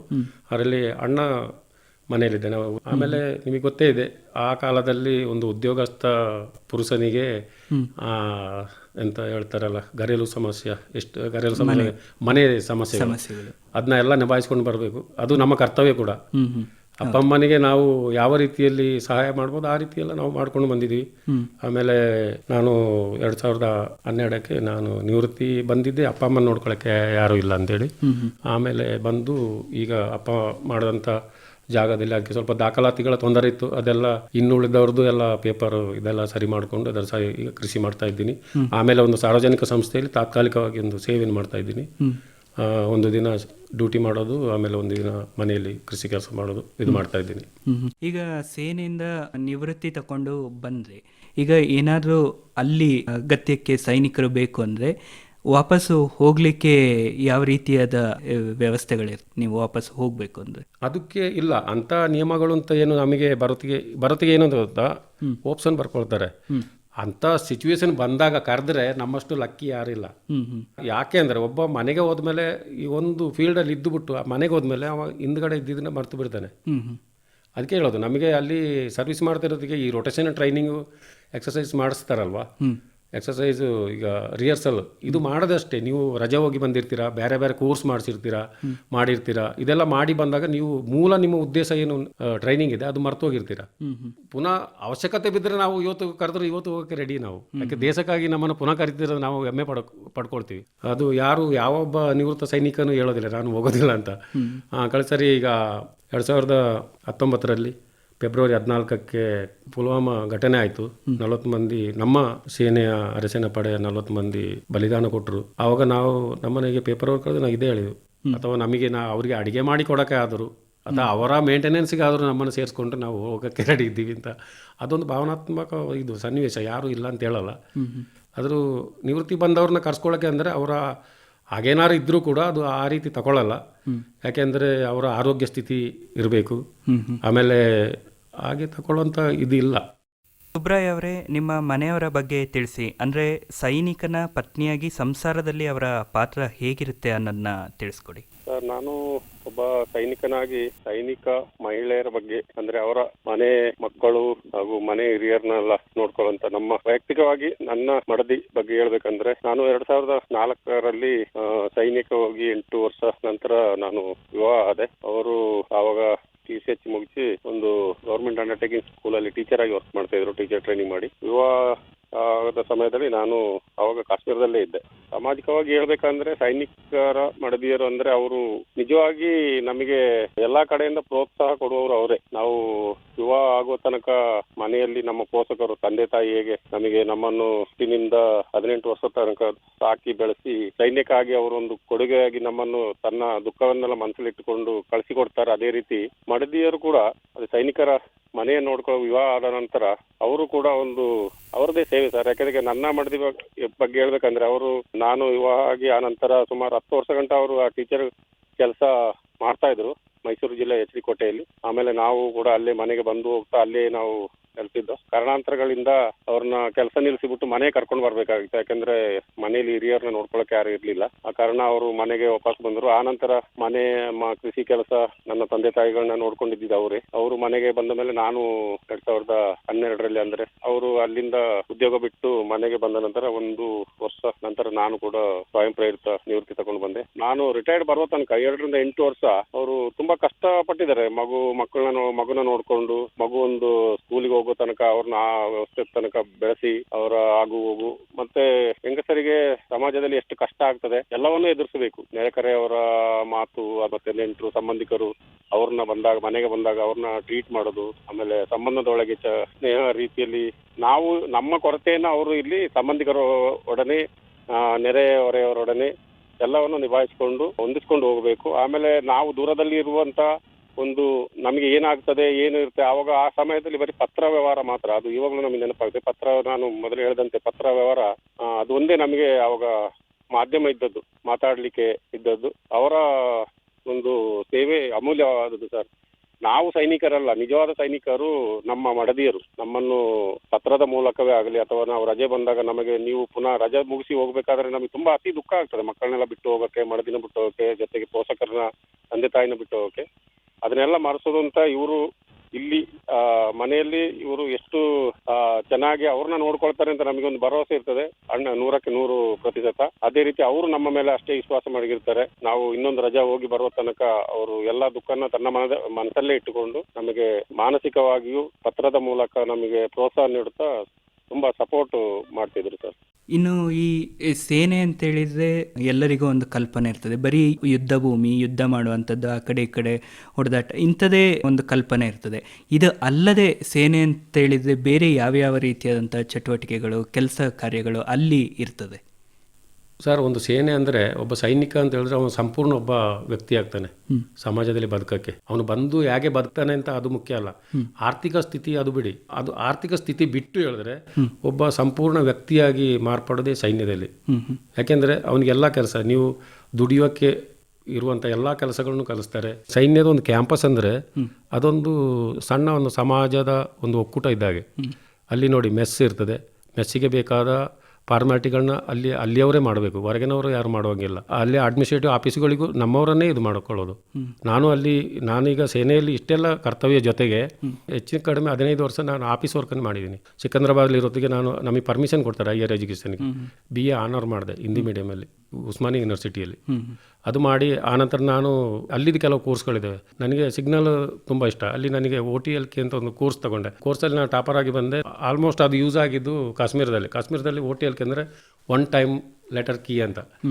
ಅದು ಒಂದು ಸರಿ ಅದು 5 ಲೆಟರ್ದು ಒಂದು ಗ್ರೂಪ್ ಇದ್ರೆ ಆ ಗ್ರೂಪ್ ಒಂದು ಸರಿ ಮಾತ್ರ ಯೂಸ್. ಅದಕ್ಕೆ ಬೇಕಾದ ಒಂದು ಪುಸ್ತಕ ಇರ್ತದೆ, ಸೈಫರ್ ಮೆಸೇಜ್ ಬರ್ತದೆ. ಅದು ಹೇಗೆ ಅಂತ ಹೇಳಿದ್ರೆ ನೀವು ABCD ಬರ್ಕೊಂಡು ಹೋದಂಗೆ ಇರ್ತದೆ. ಅದನ್ನ ಕ್ಲಿಯರ್ ಮಾಡಿ ಆ ಬುಕ್ ನೋಡಿ ಇದು ನೋಡಿ ಕ್ಲಿಯರ್ ಆಗಿ ಎತ್ತಿದ ಮೇಲೆ ಅದೊಂದು ಶಬ್ದ ಆಗಿ ಹೊರಬರ್ತದೆ. ಈಗ ನಿಮ್ಮ ಹೆಸರು ಸರ್, ನೀವು ಉಮೇಶ್ ಸರ್ನ ನಾವು ಸ್ಪೆಲ್ ಔಟ್ ಮಾಡ್ಬೋದು. Uniform mike echo sierra hotel. ನಿಮಗೆ ಅರ್ಥ ಆಯ್ತು ಏನಾದರೂ? ಇಲ್ಲ ಅಲ್ಲ ಅದು ಆ ಕೋರ್ಸ್ ಮಾಡಿದವ್ರಿಗೆ ಮಾತ್ರ ಅದನ್ನ ಸ್ಪೆಲ್ ಔಟ್ ಮಾಡೋಕ್ಕಾಗೋದು. ಆಲ್ಫಾಬೆಟಿಕ್ ಇದು ಇರ್ತದೆ ಆ ಲೆಟ್ರಿಗೆ, ಅದು ಇಲ್ಲಿಲ್ಲ. ಅದು ನಮ್ಮ ಸೈನ್ಯ ಸ್ಪೆಲ್ ಔಟ್ಗಳು ಇದೆಲ್ಲ ಇರ್ತದೆ. ಸಿಗ್ನಲ್ ಮೇಯ್ನ್ ಆಗಿ ಅಲ್ಲಿ ಇದು ವೈರ್ಲೆಸ್ ಸಿಗ್ನಲ್. ನಮಗೆ ಏನೇ ಸಂದೇಶ ಬರಬೇಕು ಅದರ ಥ್ರೂವೇ ಬರೋದು. ಅದು ಬರೋದು ನಿಮ್ಮ ಪ್ಲೈನ್ ಮೆಸೇಜಲ್ಲಿ. ಈಗ ನಾನು ಈಗೇನೆ ಓದ್ಬೋದು, ಇದು ಹಂಗೇನೂ ಬರ್ತದೆ. ಯಾರಾದರೂ ಒಂದು ರಜಾ ಅರ್ಜಿ ಕೊಟ್ಟಿದ್ದಾರೆ, ಇವರಿಗೆ ಅರ್ಜೆಂಟ್ 15 ದಿವಸ ರಜಾ ಬೇಕು, ಏನೋ ಅವ್ರ ಮನೆಯಲ್ಲಿ ಸಮಸ್ಯೆ ಇದೆ ಅಂತ ಅದನ್ನ ಪ್ಲೈನ್ ಆಗಿ ಓದ್ತಾರೆ. ಈಗಲೇ ಅರ್ಧ ಗಂಟೆ ಒಳಗೆ ನೀವು ಮಡಿಕೇರಿ ಮೇಯ್ನ್ ಟೌನಿಗೆ ಹೋಗ್ಬೇಕು, ಅಲ್ಲಿ ಏನೋ ತೊಂದರೆ ಆಗಿದೆ ಅಥವಾ ನಕ್ಸಲೈಟ್ ಇದ್ದಾರೆ ಅಥವಾ ಮಿಲಿಟೆಂಟ್ ಇದ್ದಾರೆ ಅಂತಂದರೆ ಅದನ್ನ ಹಂಗೆ ಕಳಿಸಲ್ಲ ಪ್ಲೈನ್ ಮೆಸೇಜಲ್ಲಿ. ಇಂಥ ಟೈಮು ಎಲ್ಲನೂ ಈಗ 2 ದಿನ ನಂತರ ಸಹ ಮೊದಲೇ ಹೇಳ್ತಾರೆ. ಅದು ಯಾರಿಗೂ ಅದನ್ನ ಹೋಗೋಷ್ಟೊತ್ತಿಗೆ ಇಂಥ ಜಾಗಕ್ಕೆ ಹೋಗ್ತಿದ್ದೀವಿ, ನಾವು ಏನಕ್ಕೆ ಹೋಗ್ತಿದ್ದೀವಿ ಅಲ್ಲಿ ಹೋದ್ಮೇಲೆ ಹೇಳೋದು. ಇಂಥ ಇದೆ ಹೊರಡೋತ್ತಿಗೆ ಮಾತ್ರ ಯಾರು ಹೋಗ್ತಿದ್ದಾರೆ ಅವರಿಗೆ ಮಾತ್ರ ಅಂತ ಸೀಕ್ರೆಸಿ ಇರಬೇಕಾಯ್ತದೆ. ನಮಗೆ ನಮ್ಮ ರಕ್ಷಣೆಗೋಸ್ಕರ ಇರಬೇಕಾಯ್ತದೆ.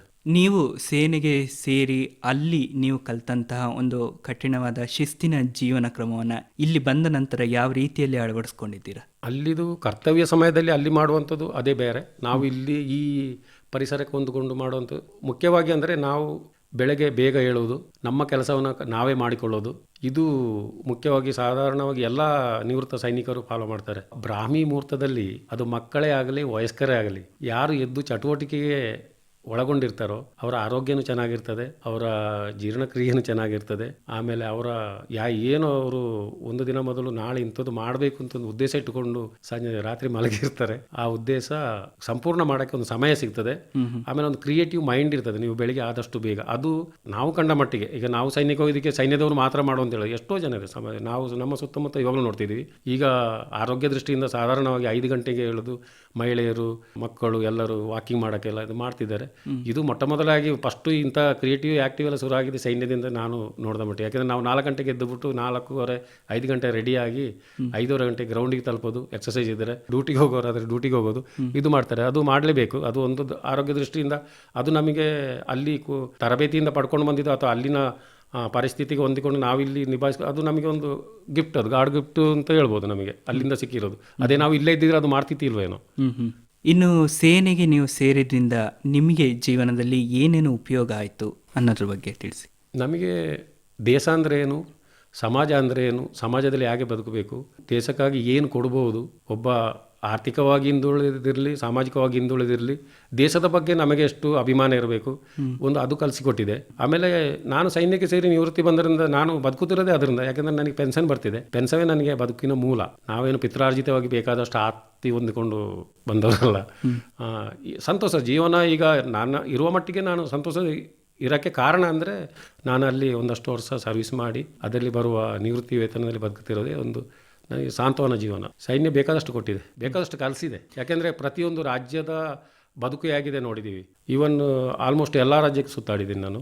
ಅಲ್ಲಿ ಪರ್ಮನೆಂಟಾಗಿ ಕೆಲವೇ ವರ್ಷಗಳು ಅಥವಾ ತಿಂಗಳುಗಳು ಇದ್ದರೂ ಕೂಡ ಟೆಂಪರರಿ TD ಹೋಗ್ತೀವಿ ನಾವು, ಟೆಂಪರರಿ ಡ್ಯೂಟಿಗೆ ಹೋಗ್ತಾರೆ, ಕೆಲವು ಪೋಸ್ಟಲ್ ಡ್ಯೂಟಿ ಕಳಿಸ್ತಾರೆ. ಅಥವಾ ಈ ಎಲೆಕ್ಷನ್ ಡ್ಯೂಟಿ ಬಂದಾಗ ಸಾಧಾರಣವಾಗಿ ಒಂದು ಎಲೆಕ್ಷನ್ನಲ್ಲಿ ಅರೆಸೇನಾಪಡೆ ಸೈನಿಕ ಸಾಧಾರಣ ಒಂದು 5 ಸ್ಟೇಟಿಗೆ ಸುತ್ತಾಡ್ತಾನೆ.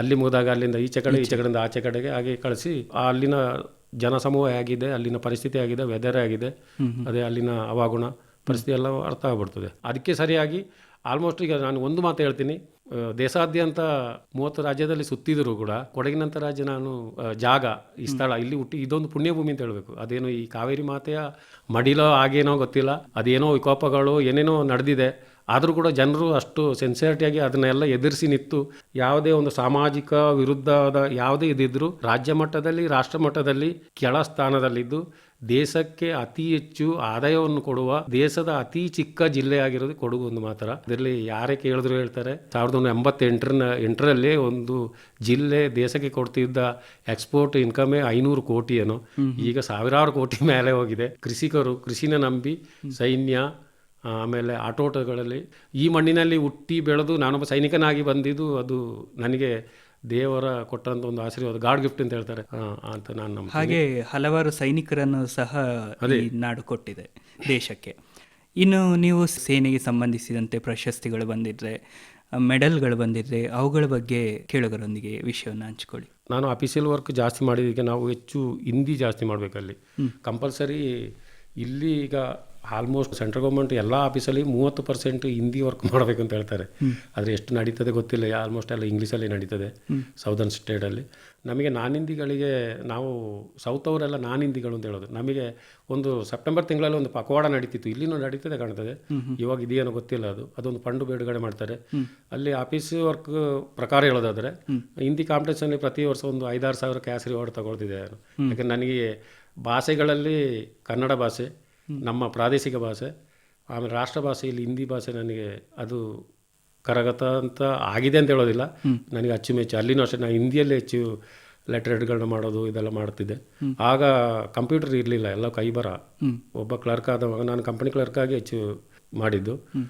ಆಗ ಕೈಬರದಲ್ಲಿ ಹಿಂದಿಯಲ್ಲೇ ಹೆಚ್ಚು ಬರವಣಿಗೆ ಇದು ಮಾಡ್ತಿದ್ದೆ. ಅದರಲ್ಲಿ ನನಗೆ ಬೇಕಾದಷ್ಟು ಕಮಾಂಡೆಂಟ್ಗಳು ಕ್ಯಾಶ್ ರಿವಾರ್ಡ್ಗಳನ್ನ ಕೊಡ್ತಿದ್ರು. ಆಮೇಲೆ ನನಗೆ 2012 ಒಂದು ಮೆಡಲ್ ಕೊಟ್ಟರು ನನಗೆ, ಮ್ಯಾರಿಟೋರಿಯಲ್ ಸರ್ವಿಸ್, ಅಡ್ಮಿನಿಸ್ಟ್ರೇಟಿವ್ ಡ್ಯೂಟಿ ಆಮೇಲೆ ಫೀಲ್ಡ್ ಡ್ಯೂಟಿ ಎಲ್ಲದರಲ್ಲಿ ಎಕ್ಸಲೆಂಟ್ ಆಗಿ ನಮ್ಮದು ACR ಬರೀತಾರೆ ವರ್ಷಕ್ಕೊಂದ್ಸರಿ. ಆ ಆಫೀಸದು ಹೆಡ್ ಆಫ್ ಆಫೀಸ್ ಇರ್ತಾರೆ, ಕಮಾಂಡೆಂಟ್ ಇರ್ತಾರೆ, ಅವರು ACR ಆ್ಯನ್ಯುವಲ್ ಕಾನ್ಫಿಡೆನ್ಷಿಯಲ್ ರಿಪೋರ್ಟ್ ಅಂತ ಹೇಳ್ತೀವಿ. ಇಲ್ಲಿ ಅದು ಪ್ರತಿ ಆಫೀಸಲ್ಲಿ ಇರ್ತದೆ. ಅದೇ ಹೋಗೋದು ಅವರ ಪ್ರಮೋಷನಿಗೆ, ಆಮೇಲೆ ಅವರ ಈಗ ನಿವೃತ್ತಿ ಹೊತ್ತಿಗೆ ಅವ್ರದ್ದು ಅಚೀವ್ಮೆಂಟ್ ಅಂತ ನೋಡೋಕ್ಕೆ, ಅವ್ರಿಗೆ ಏನು ಫೀಲ್ಡಲ್ಲಿ ಏನು ಮಾಡಿದ್ದಾರೆ, ಅವಾರ್ಡ್ ಏನು ತೊಗೊಂಡಿದ್ದಾರೆ, ಎಷ್ಟು ಆಪರೇಷನಲ್ಲಿ ಭಾಗಿಯಾಗಿ ಎಷ್ಟು ಜಯ ಹೊಂದಿ ಏನೆಲ್ಲ ಮಾಡಿದೆ ಅಂತೆಲ್ಲ ಬರ್ದಿರ್ತದೆ. ಅದರಲ್ಲಿ ಆಪರೇಷನ್ ವಿಷಯನೂ ಬಂದಿರ್ತದೆ. ಇಂಥ ಒಂದು ಇನ್ಸಿಡೆಂಟಲ್ಲಿ ಇಷ್ಟು ಉಗ್ರವಾದಿಗಳು ನೋಡಿದ್ರು, ಇಷ್ಟು ವೆಪನ್ಸ್ ರಿಕವರಿ ಆಗಿದೆ, ಎಲ್ಲ ಬರ್ದಿರ್ತಾರೆ. ಇದೆಲ್ಲ ಇದು ಮಾಡಿ ಅವರು ಸ್ಕ್ರೂನಿಟಿ ಮಾಡ್ತಾರೆ ಅದನ್ನ ಪ್ರತಿ ವರ್ಷ. ಅದು ವರ್ಷಕ್ಕೊಂದ್ಸರಿ ಕೊಡೋದು. DG ನಮ್ಮ ಡಿಪಾರ್ಟ್ಮೆಂಟ್ ಇದೆ, ಹೆಡ್ ಆಫ್ DG ಅಂತ ಡೈರೆಕ್ಟರ್ ಜನರಲ್ ಇರ್ತಾರಲ್ಲ ಅವರ ಕೈಯಿಂದ DG ಡಿಸ್ಕೌಂಟ್ ಸಿಕ್ಕಿದೆ ನನಗೆ. ಮ್ಯಾರಿಟೋರಿಯಲ್ ಸರ್ವಿಸ್ 15 ಇಯರ್ಸ್ ಅಂತ ಕೆಲವು ಇನ್ಸ್ಪೆಕ್ಷನ್ ಬರ್ತಾ ಇರ್ತದೆ, ಅದರಲ್ಲಿ ನಮ್ಮ ವರ್ಕ್ ಇದು ಹೇಗಿದೆ ಇದೆಲ್ಲ ನೋಡಿ ಅದೊಂದು DG ಡಿಸ್ಕೌಂಟ್ ಕೊಟ್ಟಿದ್ದಾರೆ. ಪ್ರಶಸ್ತಿ ಪತ್ರಗಳು ಬೇಕಾದಷ್ಟು ಸಿಕ್ಕಿದೆ, ಕಮಾಂಡೆಂಟ್ ಲೆವೆಲಲ್ಲಿ, ಕಂಪನಿ ಕಮಾಂಡರ್ ಲೆವೆಲಲ್ಲಿ. ಅದು ನಾವು ಮಾಡಿದ ಕೆಲಸದ ಮೇಲೆ ಸಿಕ್ಕಿರೋದು. ಇನ್ನು ನೀವು ಇಲ್ಲಿ ಕೊಡಗಿನಿಂದ ಹೋದಂಥ ಸಂದರ್ಭದಲ್ಲಿ ಮೊದಲು ಪಂಜಾಬ್ಗೆ ನಿಯೋಜನೆಗೊಂಡ್ರಿ ಅಂತ ಹೇಳಿದ್ರಿ. ಇಲ್ಲಿನ ಒಂದು ವಾತಾವರಣ, ಆಹಾರ ಪದ್ಧತಿ, ಇದಕ್ಕೂ ಅಲ್ಲಿಯ ಒಂದು ಆಹಾರ ಪದ್ಧತಿ ವಾತಾವರಣಕ್ಕೂ ವ್ಯತ್ಯಾಸ ಇರುತ್ತೆ. ಹೋದಂಥ ಸಂದರ್ಭದಲ್ಲಿ ನಿಮಗೆ ಮೊದಲು ಅಲ್ಲಿ ಹೊಂದ್ಕೊಳ್ಳುವಂಥದ್ದು ಎಷ್ಟು ಕಷ್ಟ ಆಯಿತು? ಕಷ್ಟ ಅಂದರೆ ಇಲ್ಲಿಂದ ನಾವು ಮನೆ ಪರಿಸರಕ್ಕೆ ಹೊಂದಿಕೊಂಡು ಓದಿದವರು. 12 ವರ್ಷ ಇಲ್ಲೇ ಸ್ಕೂಲ್ ಜೀವನ ಆಯಿತು.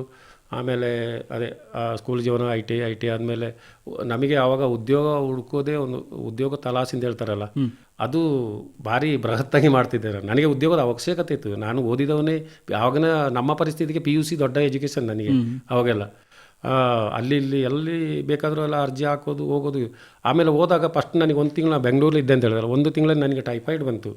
ಅಲ್ಲಿ ಏನಂದರೆ ಅಷ್ಟಾಗಲ್ಲ ಅನ್ನ ಹಾಕಿ ಬೇಯಿಸಿ ಮಡಗ್ತಿದ್ರು. ಎಲ್ಲರಿಗೂ ಒಟ್ಟಿಗೆ ಅನ್ನ ಕೊಡೋದಲ್ವ, ಲೈನಲ್ಲಿ ತಟ್ಟೆ ಇಟ್ಕೊಂಡು ಹೋಗ್ಬೇಕು ಊಟ ಕೊಡೋತ್ತಿಗೆ. ಅಲ್ಲಿದ್ದು ಬೇಳೆ ಸಾರು ಫಸ್ಟಿಗೆ ಹಂಗೆ ಅಂತಿತ್ತು. ಆಮೇಲೆ ಅದು ಕ್ಯೂರ್ ಆಯಿತು. ಆಮೇಲೆ ಟ್ರೈನಿಂಗ್ ಹೋದ್ಮೇಲೆ ಅಲ್ಲಿದು ವರ್ಜಿಸಿಗೆ ನೀವು ಏನು ತಿಂದರು, ಮಣ್ಣು ತಿಂದರೂ ಕರೆಸ್ಕೊಳ್ತೀರಾ.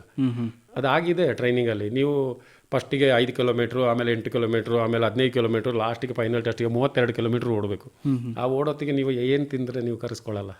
ಹೌದು, ಏಜ್ನೂ ಹಾಗೆ, ವಯಸ್ಸೂ ಹಾಗೆ ಇರ್ತದೆ. ಟ್ರೈನಿಂಗ್ ಅದಕ್ಕೆ ಹೇಳೋದು 18ರಿಂದ 23 ಒಳಗೇ ತಗೊಳ್ಳೋದು. ಯಾವುದೇ ಡ್ಯೂಟಿ ಇದ್ದರೂ ತಗೊಳ್ಳೋದೆಲ್ಲ ಇದೇ ಏಜ್ ಲಿಮಿಟ್ ಒಳಗೆ ಅವಿವಾಹಿತರನ್ನೇ ತಗೊಳ್ಳೋದು. ಹಾಗಾಗಿ ಅಲ್ಲಿ ಆ ಪರಿಸರ ಹೊಂದಿದ ಮೇಲೆ ಫಸ್ಟ್ ಪಂಜಾಬಿಗೆ ಹೋದಾಗ ಅಲ್ಲಿ ಎಲ್ಲಿಂತಲ್ಲ, ಪಂಜಾಬಲ್ಲ, ನೀವು ಆಲ್ ಇಂಡಿಯಾದಲ್ಲಿ ಆರ್ಮಿ ಅಂತ ಮಿಲಿಟರಿ ಪ್ಯಾರಾಮಿಲಿಟರಿ ಎಲ್ಲಿ ಸೇರಿದ್ರು ನೀವು ಇದೇ ಗೋಧಿ ರೊಟ್ಟಿನೇ ತಿನ್ನಬೇಕು. ರೊಟ್ಟಿ ಅಂತ ಹೇಳ್ತೀವಿ ನಾವು, ಚಪಾತಿ ಅಂತ ಹೇಳ್ತೀವಿ, ಡ್ರೈ ಚಪಾತಿ.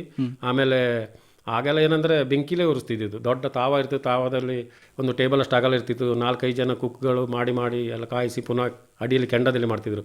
ಈಗೆಲ್ಲ ಮೆಷಿನರಿ, ಇಲ್ಲಿಂದ ಆ ಗೋಧಿ ಹುಡಿ ಹಾಕಿದರೆ ಅಲ್ಲಿ ಕಲಸಿಬಿಟ್ಟು ಚಪಾತಿ ಹೊರಗೆ ಬರ್ತದೆ.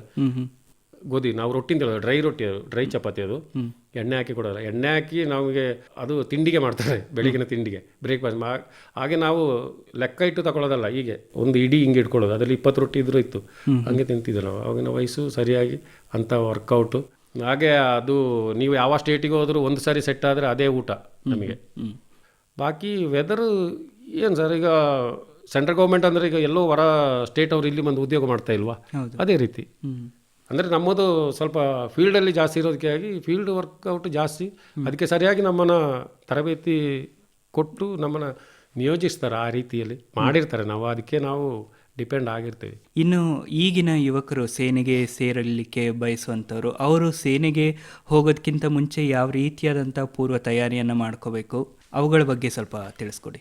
ಸೈನ್ಯಕ್ಕೆ ಹೋಗಬೇಕು ಅಂತಾದರೆ ಯಾವಾಗ ನೀವು ಹೈಸ್ಕೂಲ್ ಓದ್ತೀರಿ ಆವಾಗಲೂ ಒಂದು ಇಂಟೆನ್ಷನ್ ಇಟ್ಕೋಬೇಕು. ಏನೇ ಇರಲಿ, ನೀವು ಸೈನ್ಯಕ್ಕೆ ಸೇರಿ ಏನಕ್ಕೆ ಸೇರಿ ಆರೋಗ್ಯ ನೆಟ್ಟಗಿಟ್ಕೊಳ್ಬೇಕು. ಆರೋಗ್ಯ ಬಗ್ಗೆ ಈಗಿನ ಇದಕ್ಕೆ ಆಗಿ ನಾವು ಆರೋಗ್ಯ ಬಗ್ಗೆ ಹೆಚ್ಚು ಗಮನ ಹರಿಸೋದು. ಬೆಳಿಗ್ಗೆದ್ದು ಒಂದು ಅರ್ಧ ಗಂಟೆ ಆದರೂ ಒಂದು ವರ್ಕೌಟ್ ಮಾಡೋದು, ಆಮೇಲೆ ಹೆಚ್ಚು ನೀರು ಕುಡಿಯೋದು, ಆಮೇಲೆ ಈ ಬ್ಯಾಡ್ ಹ್ಯಾಬಿಟ್ ಕಡೆ ತಿರುಗದೆ, ಸ್ಮೋಕಿಂಗು, ಡ್ರಿಂಕಿಂಗ್, ಅದೆಲ್ಲ ಬೇಕಾಗಿಲ್ಲ ಶರೀರಕ್ಕೆ. ಅದು ನೀವು ಯಾವುದನ್ನ ನೀವು ಪ್ರತಿದಿನ ನೀರು ಕುಡಿದು ಬೆಳಗ್ಗೆದ್ದು ನೀರು ಕುಡಿದು ಅಭ್ಯಾಸ ಮಾಡ್ಕೊಂಡು ನಮಗೆ ನೀರೇ ಬೇಕು ಅಂತ ಕೇಳ್ತದೆ ಮನಸ್ಸು. ಬೆಳಗ್ಗೆದ್ದು ಒಂದು ಗ್ಲಾಸ್ ನೀರು ಕುಡಿಯೋಣ ಅಂತ. ನಮಗೆ ಯಾವಾಗ ನಾವು ಇನ್ನೂ ಬಾಲ್ಯಾವಸ್ಥೆಯಲ್ಲಿ ಇದ್ದೀವಿ, ಯೌವನಾವಸ್ಥೆಯಲ್ಲಿ ಇದ್ದೀವಿ, ನಮಗೆ ಈ ಕಾಫಿ ಕುಡಿಯೋ ಚಟ ಬೇಕಾಗಿಲ್ಲ. ಬೆಳಗ್ಗೆದ್ದು ಏನಕ್ಕೆ ಬೇಕು, ಒಂದು ಗ್ಲಾಸ್ ನೀರು ಕುಡಿದ್ರೆ, ಬಿಸಿ ನೀರು, ಅರ್ಧ ಬಿಸಿಯಾದ ನೀರು ಕುಡಿದ್ರು ಶರೀರಕ್ಕೆ ಒಳ್ಳೆಯದು. ಆಮೇಲೆ ಸ್ವಲ್ಪ ವರ್ಕೌಟ್ ಮಾಡಿ, ಫ್ರೆಸ್ಸಾಗಿ ಸ್ನಾನ ಮಾಡಿ, ಫ್ರೆಸ್ಸಾಗಿ ಓದೋಕ್ಕೆ ಕೂರಿ ಬರ್ತದೆ. ಇಂಟೆನ್ಷನ್ ಎಲ್ಲಾದರೂ ನಿಮ್ಮದು ಇಂಥದ್ದು ಇದೆ, ನಾನೇನಾದರೂ ಸೈನ್ಯಕ್ಕೆ ಸೇರಬೇಕಂದ್ರೆ ನೀವು ಪ್ರತಿದಿನ ಎದ್ದುಬಿಟ್ಟು ವರ್ಕೌಟ್ ಮಾಡಿ, ಒಂದು ಅರ್ಧ ಗಂಟೆ ರನ್ನಿಂಗ್ ಮಾಡಿ, ಬರೀ ರನ್ನಿಂಗೇ ಸಾಕು, ಅಥವಾ ಸೈಡ್ ಜಂಪ್ ಮಾಡಿ, ಏನು ಮಾಡಿದ್ರು ನೀವು ನಿಮ್ಮ ಅದು ಅಲ್ಟಿಮೇಟ್ಲಿ ಬಾಡಿ ಬಿಲ್ಡಪ್ ಆಗೇ ಆಗ್ತದೆ, ನೀವು ಬೆಳವಣಿಗೆ ಆದಾಗೆ. ಆಮೇಲೆ ತಲೆಯಲ್ಲಿ ಮೆಂಟಲಿ ನಾವು ಫಿಟ್ ಆಗಿರಬೇಕು. ಆಮೇಲೆ ಜೊತೆಗೆ ಈಗ ಆವಾಗಿನ ಕಾಲದಲ್ಲಿ ನಾನು ಹೇಳ್ತಿದ್ದೀನಿ, ನಮಗೂ ಕೂಡ ನೀನು ಫೀಲ್ಡಿಂದ ಬಂದು ಇಲ್ಲಿ ಊರಿಂದ ಎಳ್ಕೊಂಡು ಹೋಗಿ ನೀನು ಬಾ ಅಂತ ಬಂದಿಲ್ಲ. ಫಸ್ಟು ನೀವು ರನ್ನಿಂಗ್ ಓಡಬೇಕಾಯ್ತದೆ, ಅದರಲ್ಲಿ ಪಾಸ್ ಆಗಬೇಕಾಯ್ತದೆ. ನಿಮ್ಮ ಮೆಡಿಕಲ್ ನೋಡ್ತಾರೆ, ಪೂರ್ತಿ ಮೆಡಿಕಲ್ ನೋಡ್ತಾರೆ, ನಿಮಗೆ ಏನು ಕಾಯಿಲೆ ಒಳಗಿದ್ರು ಗೊತ್ತಾಗ್ತದೆ. ಆಮೇಲೆ ಏನಂತ ಹೇಳಿದ್ರೆ ನಿಮ್ಮ ಫಿಸಿಕಲ್ ಫಿಟ್ನೆಸ್ ಚೆನ್ನಾಗಿರಬೇಕು. ಆಮೇಲೆ ನಿಮ್ಮಲ್ಲಿ ಜ್ಞಾನನೂ ಇರಬೇಕು. ನೀವು ಏನು PUC ಓದಿರ, PUCಗೆ ಓದಿದ ಜ್ಞಾನ ಇರಬೇಕು ನಿಮಗೆ. PUC ಮಟ್ಟದಲ್ಲಿ, SSLC ಮಟ್ಟದಲ್ಲಿ ಏನು ನಿಮಗೆ ಒಂದು ಲೆಕ್ಕ ಕೊಡ್ತಾರೆ, ಇದೇ SSLCವರೆಗೆ ಓದಿದ್ದು ಏನು ಕೇಳ್ತಾರೆ ಅದೇ ಕೇಳ್ತಾರೆ. ಎಕ್ಸಾಮಲ್ಲಿ ಅಷ್ಟೇ, ನೀವು ಕಾಂಪಿಟೇಟಿವ್ ಎಕ್ಸಾಮ್ ಇವಾಗ ಏನಿದ್ರು ಒಬ್ಬ ಅಟ್ಲೀಸ್ಟ್ ಒಂದು ಸಿಪಾಯಿಯಾಗಿ ಹೋಗೋದಿದ್ರು ಒಂದು ರಿಟರ್ನ್ ಟೆಸ್ಟಲ್ಲಿ ಒಂದು ಆ ಲೆವೆಲ್ಗೆ ಬೇಕಾದಂಥ ಒಂದು ರಿಟರ್ನ್ ಟೆಸ್ಟ್, ಆ ಲೆವೆಲ್ಗೆ ಆದಂಥ ಒಂದು ಪ್ರಶ್ನೆ ಇದ್ದೇ ಇರ್ತದೆ. ಸೈನ್ಸ್ ಬಗ್ಗೆ ಇರಲಿ, ನಿಮ್ಮ ಸೋಷಿಯಲ್ ಬಗ್ಗೆ ಇರಲಿ, ಅಥವಾ ಮ್ಯಾಥ್ಸ್ ಬಗ್ಗೆ ಇರಲಿ, ಏನೇ ಇರಲಿ, ಅದನ್ನು ನೀವು ಅದಕ್ಕೆ ಸರಿಯಾಗಿ ನೀವು ಅದನ್ನ ಪ್ರಿಪೇರ್ ಮಾಡಿರ್ಬೇಕು. ಈಗ ಬೇಕಾದಷ್ಟು ಕೋಚಿಂಗು ಇದೆ, ಬುಕ್ಸ್ಗಳಿದೆ ಅದಕ್ಕೆ ಬೇಕಾಗಿ. ನಾವು ಹೋಗೋದಕ್ಕೆ ಅಂಥ ವ್ಯವಸ್ಥೆಗಳಿರಲಿಲ್ಲ, ಅದಕ್ಕೆ ಸರಿಯಾಗಿ ಪ್ರಶ್ನೆ ಅದು ಆವಾಗ ನಮಗೆ ಅದರ ಉತ್ತರ ಕೊಡೋಕ್ಕೆ ನಮಗೆ ಆಗ್ತಿತ್ತಿಲ್ಲ. ಹಾಗೆಂದ್ರೆ ಈಗ 10 ಜನ, ಈಗ ನಾವು ಹೇಳಿದೆ 140 ಕೋಟಿ ಜನಸಂಖ್ಯೆ ಇದೆ ಅಂದರೆ 40 ಕೋಟಿ ಆರ್ಮಿ ಬಿಲ್ಡಪ್ ಮಾಡೋಕ್ಕಾಗಲ್ಲ. ನಿಮಗೆ ಇಷ್ಟು ಲಕ್ಷ ಜನಸಂಖ್ಯೆಗೆ ಇಷ್ಟು ಬೆಟಾಲಿಯನ್ ಸೈನ್ಯ ಇರಬೇಕು ಅಂತ ಇರೋದು. ಅದಕ್ಕೆ ಅತಿ ಹೆಚ್ಚಾಗಿ ಪ್ಯಾರಾಮಿಲಿಟರಿ ಪಡೆಗಳೇ ಇರೋದು ಜಾಸ್ತಿ, ಅರೆಸೇನಾ ಪಡೆ. ಅದು ವಿಶ್ವಸಂಸ್ಥೆ ಅಂಡರಲ್ಲಿ ಬರೋದಿಲ್ಲ. ಅದು ಅದಕ್ಕೊಂದು ನಿಬಂಧನೆ ಇದೆ, ಇಷ್ಟೇ ಸೈನ್ಯ ಇರಬೇಕು ಒಂದು ದೇಶಕ್ಕೆ ಜನಸಂಖ್ಯೆ ಆಧಾರದ ಮೇಲೆ. ವಿಶ್ವದಲ್ಲಿ ಜನಸಂಖ್ಯೆ ಎಷ್ಟು ಇದೆ, ಆದರೆ 60% ನಮ್ಮಲ್ಲಿ ಯುವಕರು ಇರೋದು. ಇವತ್ತಿಗೂ ಪ್ರಪಂಚ ಏನಾದ್ರು ಎದುರ್ತಿದೆ ಅಂದರೆ ಭಾರತದ ಯುವ ಸಂಖ್ಯೆಗೆ ಎದುರ್ತಿದೆ. ಇದೇ ಯಾವುದೇ ಒಂದು ರಾಷ್ಟ್ರ ಭಾರತನ ಹೊಡೆದು ಆಳಬೇಕಂದ್ರೆ ಯುವ ಜನಸಂಖ್ಯೆ ಇದೆ. ಯುವಕರ ಮನಸ್ಸನ್ನು ಹಾಳು ಮಾಡೋಕ್ಕೆ ಪ್ರಯತ್ನ ಪಡ್ತಾ ಇರ್ಬೋದು ಅಂತ ನಮಗೂ ಅನ್ನಿಸ್ತಿದೆ. ಯಾಕಂದರೆ ಯುವಕರು ಅಷ್ಟು ಮಾರ್ಪಾಡು ಆಗ್ತಿದ್ದಾರೆ. ಅವರು ಏನು ಮಾಡಬೇಕು ಅದರ ಉದ್ದೇಶ ಬಿಟ್ಟು ಬೇರೊಂದಿಗೆ ಮಾರ್ಪಾಡಾಗೋದು. ನಮಗೆ ಏನಕ್ಕೆ ಬೇಕು 18 ವರ್ಷ ತನಕ ರಾಜಕೀಯ ಬೇಡ, ಸಾಮಾಜಿಕ ಬೇಡ, ಓದೋದು ಒಂದೇ ಉದ್ದೇಶ. ನಿಮಗೆ ಅದಕ್ಕೆ ಮೊದಲು ನೀವು ಸೈನ್ಯಕ್ಕೆ ಸೇರ್ಬೇಕಂದ್ರೆ ಸೈನ್ಯ ಅದು ತಲೆಯಲ್ಲಿ ಇಟ್ಕೊಳ್ಳಿ. ಒಬ್ಬ ಸೈನಿಕ ಅಂದರೆ ಬರೀ ಸೈನಿಕನ ಜವಾಬ್ದಾರಿ ತುಂಬ ಇದೆ ಸರ್. ಯಾಕೆಂದರೆ ಸೈನಿಕ ಅಂದರೆ ಬರೀ ಒಂದು ಸ್ಲೋಗನ್ ಇದೆ, ಭಾರತದ ಬಾವುಟ ಆರೋದು ಬರೀ ಗಾಳಿಯಲ್ಲಿ ಅಲ್ಲ, ಒಬ್ಬ ಸೈನಿಕನ ಉಸಿರಿನಿಂದ ಅಂತ. ಇದು ನಾವು ಒಬ್ಬ ಸೈನಿಕನಾಗಿ ನಾನು ಕಂಡಂಥ ಒಂದು ಸ್ಲೋಗನ್. ಅಂದರೆ ನಾನು ಕಂಡಂಥ ಒಂದು ಇದು, ಭಾರತದ ಬಾವುಟ ತುತ್ತ ತುದಿಯಲ್ಲಿ ಆರ್ತಿದೆ ಅಂದರೆ ಅದು ಭಾರತ ದೇಶದ ಸೈನಿಕನ ಉಸಿರು. ಅದು ಭಾರತ ದೇಶದ ಗಾಳಿಯಿಂದ ಆರೋದಲ್ಲ, ಭಾರತ ದೇಶದ ಸೈನಿಕನ ಉಸಿರಿನಿಂದ ಬಾವುಟ ಆರುತ್ತಿದೆ. ಹಾಗೆಯೇ ಇನ್ನೊಂದು ಇದೆ, ಜನರನ್ನ ಪ್ರೀತಿಸ್ತೀರ, ದೇವರನ್ನು ಪ್ರೀತಿಸ್ತೀರಿಂದ ಸೈನಿಕರನ್ನು ನೋಡಿ ಕಲಿಬೇಕು. ಸೈನಿಕರಿಗೆ ಇಲ್ಲಿಂದ ಹೋದ ಮೇಲೆ ಏನೋ ವರ್ಷಕ್ಕೆ 2 ಸಾರಿ, ಇವಾಗ ಬಿಡಿ 10 ದಿನಕ್ಕೊಂದು ಸರಿ ಬರ್ತದೆ, ಬೈಯರ್ ವ್ಯವಸ್ಥೆ ಇದೆ, ಪ್ಲೇನಲ್ಲಿ ಬರ್ತಾರೆ, ಎಲ್ಲ ವ್ಯವಸ್ಥೆಗಳಿದೆ. ನಾವು ಅಷ್ಟು ಮುಂದುವರೆದಿದ್ದೀವಿ, ನಾವೇನು ಹಿಂದೆ ಉಳಿದಿಲ್ಲ. ನಾವು ಇಲ್ಲಿಂದ ಸೈನ್ಯಕ್ಕೆ ಸೆಲೆಕ್ಟ್ ಆಗಿ ಹೋದಾಗ ನಮಗೆ ಇದು 840 ರೂಪಾಯಿನೋ ಬೇಸಿಕ್ ಇದ್ದಿದ್ದು, ಇವತ್ತು 80,000 ಆಗಿದೆ ಇವತ್ತಿನ ಲೆಕ್ಕದಲ್ಲಿ. ಅಂದರೆ ವೇತನದ ಇದು ಹೇಳಿದ್ರೆ ಅಷ್ಟು ನಾವು ಮುಂದಕ್ಕೆ ಬಂದಿದ್ದೀವಿ. ಆರ್ಥಿಕವಾಗಿಯೂ, ಸಾಮಾಜಿಕವಾಗಿಯೂ, ರಾಜಕೀಯವಾಗಿಯೂ ನಾವು ತುಂಬ ಅದನ್ನ ನಾವು ಅರ್ಥಕೊಳ್ಬೇಕು. ನಾವೇನು ಇದ್ದಲ್ಲೇ ಇಲ್ಲ, ಭಾರತ ದೇಶ ಇದ್ದಲ್ಲೇ ಇಲ್ಲ. ನಾನು 20 ವರ್ಷ, ನಾನು ಓದ 20 ವರ್ಷ ಅಂದರೆ ನಾನು ಬಂದ 13 ವರ್ಷ ಆಯಿತು. 20, 13, 33 ವರ್ಷಕ್ಕೆ ಆಗಿನ 800 ಇವಾಗಿನ 80,000. ಅದಕ್ಕೆ ಹೊಂದಿಕೊಂಡು ನಾವು ಅದಕ್ಕೆ ಅಂತಂಥ ವ್ಯವಸ್ಥೆ ಇದೆ. ಇವಾಗ ಮಕ್ಕಳಿಗೆ ಎಲ್ಲ ವ್ಯವಸ್ಥೆ ಇದೆ. ಆವಾಗ ನಾವು ಸ್ಕೂಲಿಗೆ ಹೋಗ್ತೀವಿ, ಶುಂಠಿಗೆ ಒಂದು 10 ಕಿಲೋಮೀಟ್ರು, ಕೊಡಗಳಿಂದ 6 ಕಿಲೋಮೀಟರ್ ಪ್ರತಿದಿನ ನಡೀತಿದ್ದೆವು ನಾವು. ಇವಾಗ ಯಾರು ನಡೀತಾರೆ? ನಾವು ಮನೆ ಮುಂದೆ ತನಕ ವ್ಯಾನ್ ಬರ್ತದೆ, ಬಸ್ ಬರ್ತದೆ. ದೇಶ ಅಂತೇಳಿ ಬಂದಂಥ ಸಂದರ್ಭದಲ್ಲಿ ಪ್ರತಿಯೊಬ್ಬ ಭಾರತೀಯನ ಕರ್ತವ್ಯ ಏನಾಗಿರಬೇಕು ಅಂತ ಹೇಳ್ತೀರಾ? ದೇಶ ಅಂತ ಹೇಳಿದ್ರೆ ದೇಶ ಬಿಟ್ಟು ಎಲ್ಲವೂ ಸರ್. ನಾವು ಹುಟ್ಟಿ ಈ ಮಣ್ಣಿನಲ್ಲಿ, ಭಾರತ ದೇಶದ ಮಣ್ಣಿನಲ್ಲಿ ಹುಟ್ಟಿದ್ದೀವಿ. ಅದು ನಮ್ಮ ಇಂದಿನ ಜನ್ಮದಲ್ಲಿ ಏನಾಗಿದೋ ಗೊತ್ತಿಲ್ಲ. ಈ ಜನ್ಮದಲ್ಲಿ ಭಾರತ ದೇಶದಲ್ಲಿ ಒಬ್ಬ ಮನುಷ್ಯನಾಗಿ ಹುಟ್ಟಿದ್ದೀನೆಂದರೆ ಅದು ಯಾವುದೋ ಪೂರ್ವ ಜನ್ಮದ ಪುಣ್ಯದ ಫಲ ಅಂತ ನಾನು ತಿಳ್ಕೊಳ್ತೀನಿ. ಅದರಲ್ಲಿ ದೇಶ ಅಂದರೆ ನಾವು ಸರ್ವಸ್ವವನ್ನು ಲೂಟಿ ಮಾಡಬೇಕಾಗ್ತದೆ. ದೇಶ ಆಮೇಲೆ ಬಾಕಿ ಪರಿವಾರ, ಹೆಂಡತಿ, ಮಕ್ಕಳು, ಅದೆಲ್ಲ ನಂತರ. ನಮ್ಮ ಆರ್ಥಿಕ ಸ್ಥಿತಿ ಏನೇ ಇದ್ದರೂ ಅದು ನಂತರ. ಅದು ಒಬ್ಬ ಸೈನಿಕನಾಗಲಿ ಅಥವಾ ಒಬ್ಬ ಸಾಮಾನ್ಯ ಪ್ರಜೆಯಾಗಲಿ ಅದನ್ನು ಮನಸ್ಸಲ್ಲಿ ಅದು ಅಲ್ಟಿಮೇಟ್ಲಿ ಬರ್ತದೆ ಅಂತ ಎಲ್ಲವರಲ್ಲಿ ಇರ್ತದೆ. ಅದನ್ನ ಪ್ರಚೋದಿಸಬೇಕು. ದೇಶ ಅಂದರೆ ಏನು ಅಂತ ಅದು ಇರಬೇಕು. ದೇಶ ಬಿಟ್ಟ ಮೇಲೆ ಎಲ್ಲವೂ. ದೇಶಕ್ಕಾಗಿ ನಾವು ಏನು ಮಾಡೋಕ್ಕೂ ರೆಡಿ. ಅದೇ ನಾನು ಹೇಳಿದಾಗ ನಿವೃತ್ತಿ ಬಂದವನು ಕರ್ಕೊಂಡು ನಾನು ಸಂತೋಷವಾಗಿ ಹೋಗ್ತೀನಿ. ನನ್ನ ಹತ್ರ ತರಬೇತಿ ಇದೆ, ತರಬೇತಿನ ಮರ್ತೋಗಿರ್ಬೋದು, ಪುನಃ ಕೊಡಲಿ, ರಿಹರ್ಸಲ್ ಕೊಡಲಿ, ಪುನಃ ಹೋಗ್ತೇವೆ. ಹಂಗೆ ಹೇಳೋರು ಸಾಧಾರಣ ಎಲ್ಲ ಸೈನಿಕರು ಹಂಗೆ ಹೇಳ್ತಾರೆ. ಆದರೆ ಎಲ್ಲರೂ ಹಾಗೆಲ್ಲ. ಈಗ ಒಂದು ಹೇಳ್ತೀನಿ, ಸೈನಿಕರು ಅಂದರೆ ಎಲ್ಲರೂ ಒಂದೇ ರೀತಿ ಇರಲ್ಲ. ಕೆಲವರು ನಿವೃತ್ತಿ ಬಂದ ಮೇಲೆ ತಮ್ಮ ಕುಟುಂಬದ ಒಳಗೆ ಕಲಹ ಮಾಡ್ತಾರೆ ಸ್ವಾರ್ಥಕ್ಕಾಗಿ. ಆ ಸ್ವಾರ್ಥ ಬುದ್ಧಿ ಹೆಚ್ಚಿನವರಲ್ಲಿದೆ. 99% ಸಾಧಾರಣ ಎಲ್ಲವೂ ಶಿಸ್ತು ಕಲ್ತುಬಿಟ್ಟು ಇಲ್ಲಿನ ಆಲ್ಮೋಸ್ಟ್ ಎಲ್ಲರೂ ಸಮಾಜಕ್ಕೆ ಒಳ್ಳೆಯದಾಗಲಿ ಅಂತ ಯೋಚನೆ ಮಾಡೋರೇ ನಿವೃತ್ತಿ ಜೀವನ ಮಾಡ್ತಿರೋರೇ ಹೆಚ್ಚು ಅಂತ ನಾನು ನಂಬಿದ್ದೀನಿ, ನಾನು ನೋಡಿದ್ದೀನಿ. ಸಮಾಜದಲ್ಲಿ ನಾವು ಬಂದ ಮೇಲೂ ಹಲವು ಕಷ್ಟ ಸುಖಗಳನ್ನ ನೋಡಿದ್ದೀವಿ, ಹಲವು ವ್ಯತ್ಯಾಸಗಳಿದ್ದಾವೆ. ಆದರೆ ಜನರು ಈಗಲೂ ಕೆಲವರು ಮೊನ್ನೆ ಆಗಿ ಯಾವುದೋ ಒಂದು ಚರ್ಚೆಯಲ್ಲಿ ಹೇಳಿದ್ರು, ನಿಮಗೇನು ನೀವು ಉದ್ಯೋಗ ಮಾಡಿದ್ರೆ ನಿಮಗೇನು ಸಂಬಳ ಕೊಟ್ಟಿಲ್ವ ಅಂತ. ಹಾಗೆ ಚಿಂತೆ ಮಾಡೋರು ಇವಾಗಲೂ ಇದ್ದಾರೆ.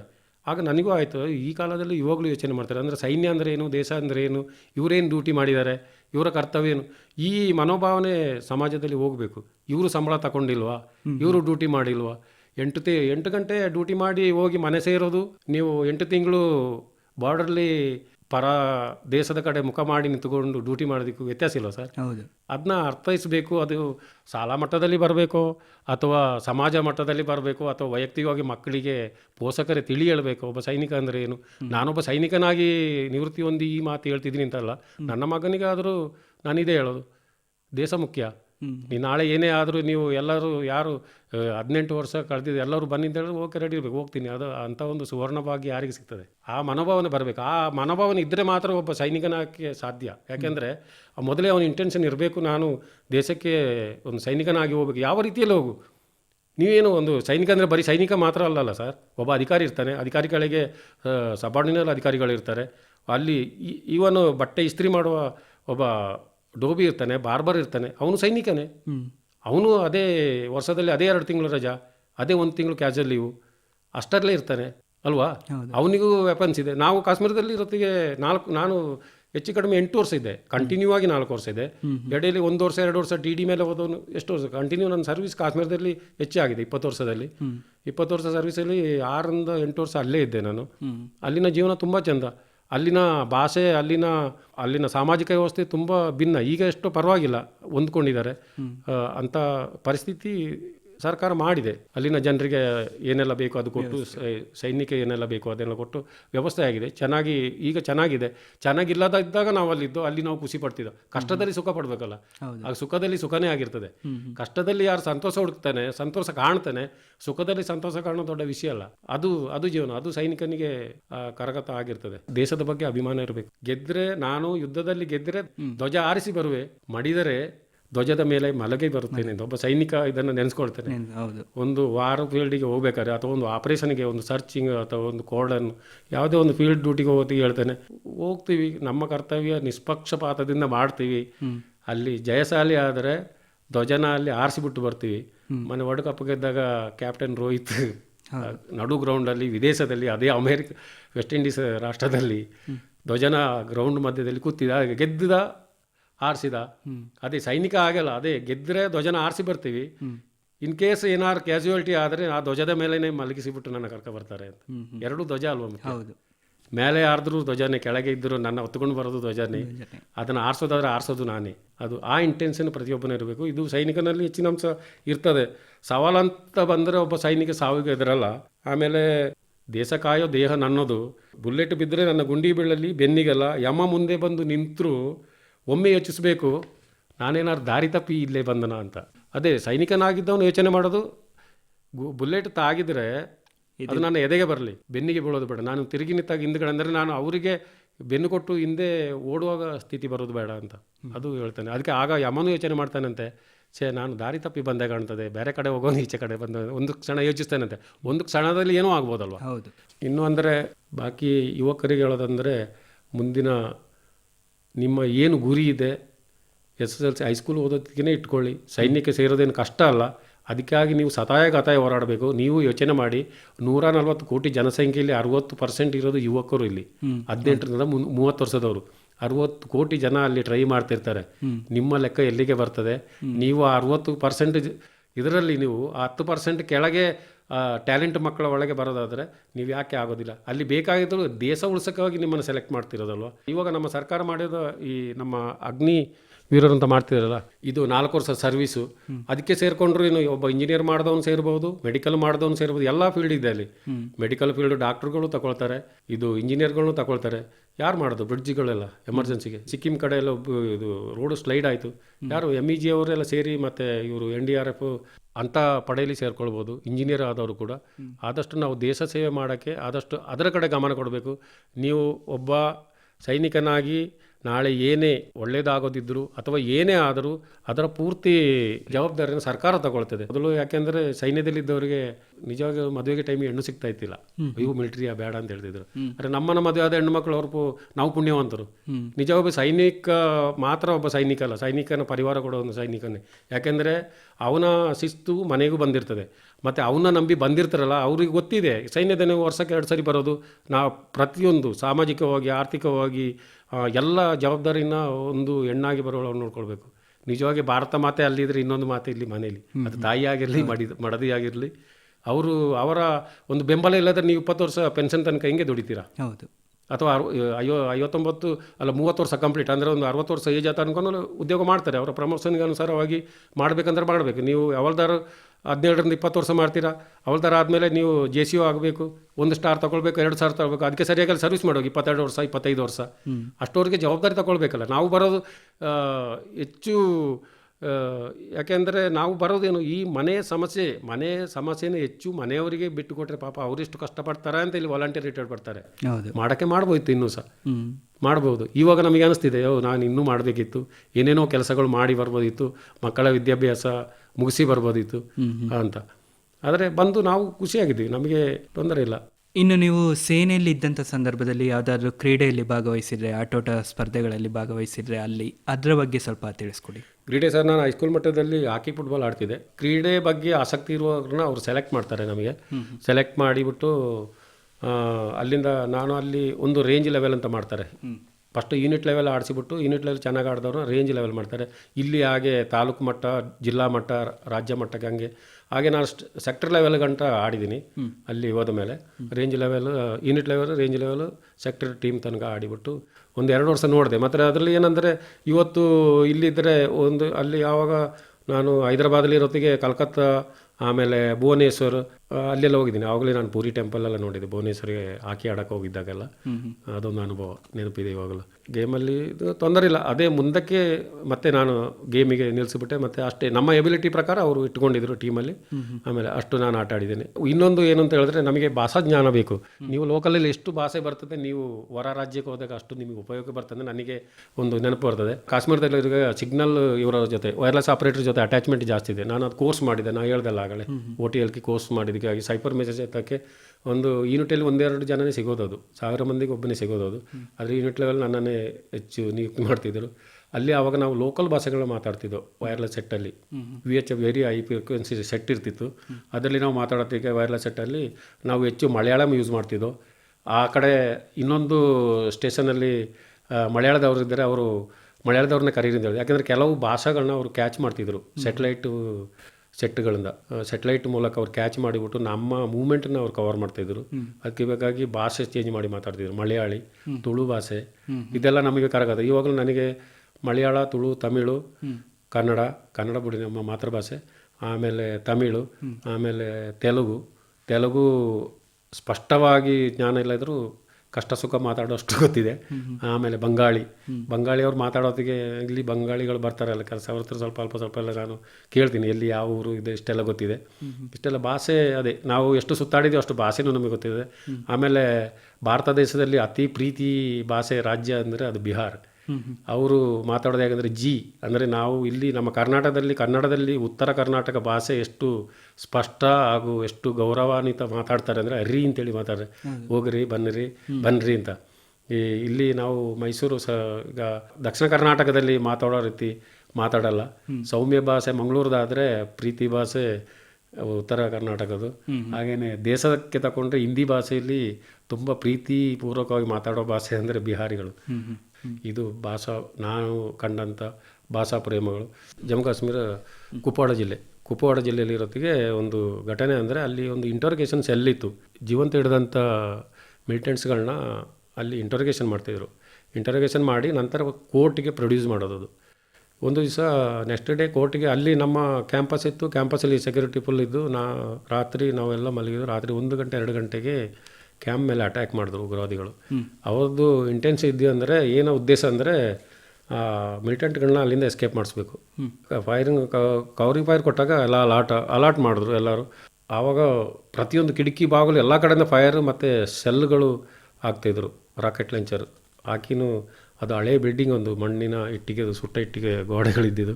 ಅದೇನೋ ಪುಣ್ಯಕ್ಕೆ ಒಳಗೆ ಬಂದು ಯಾವುದು ಹೊಡೆದಿಲ್ಲ. ಒಂದೆರಡು ನುಗ್ಗಿದ್ದು ಅದು ಬ್ಲಾಸ್ಟ್ ಆಗಿಲ್ಲ.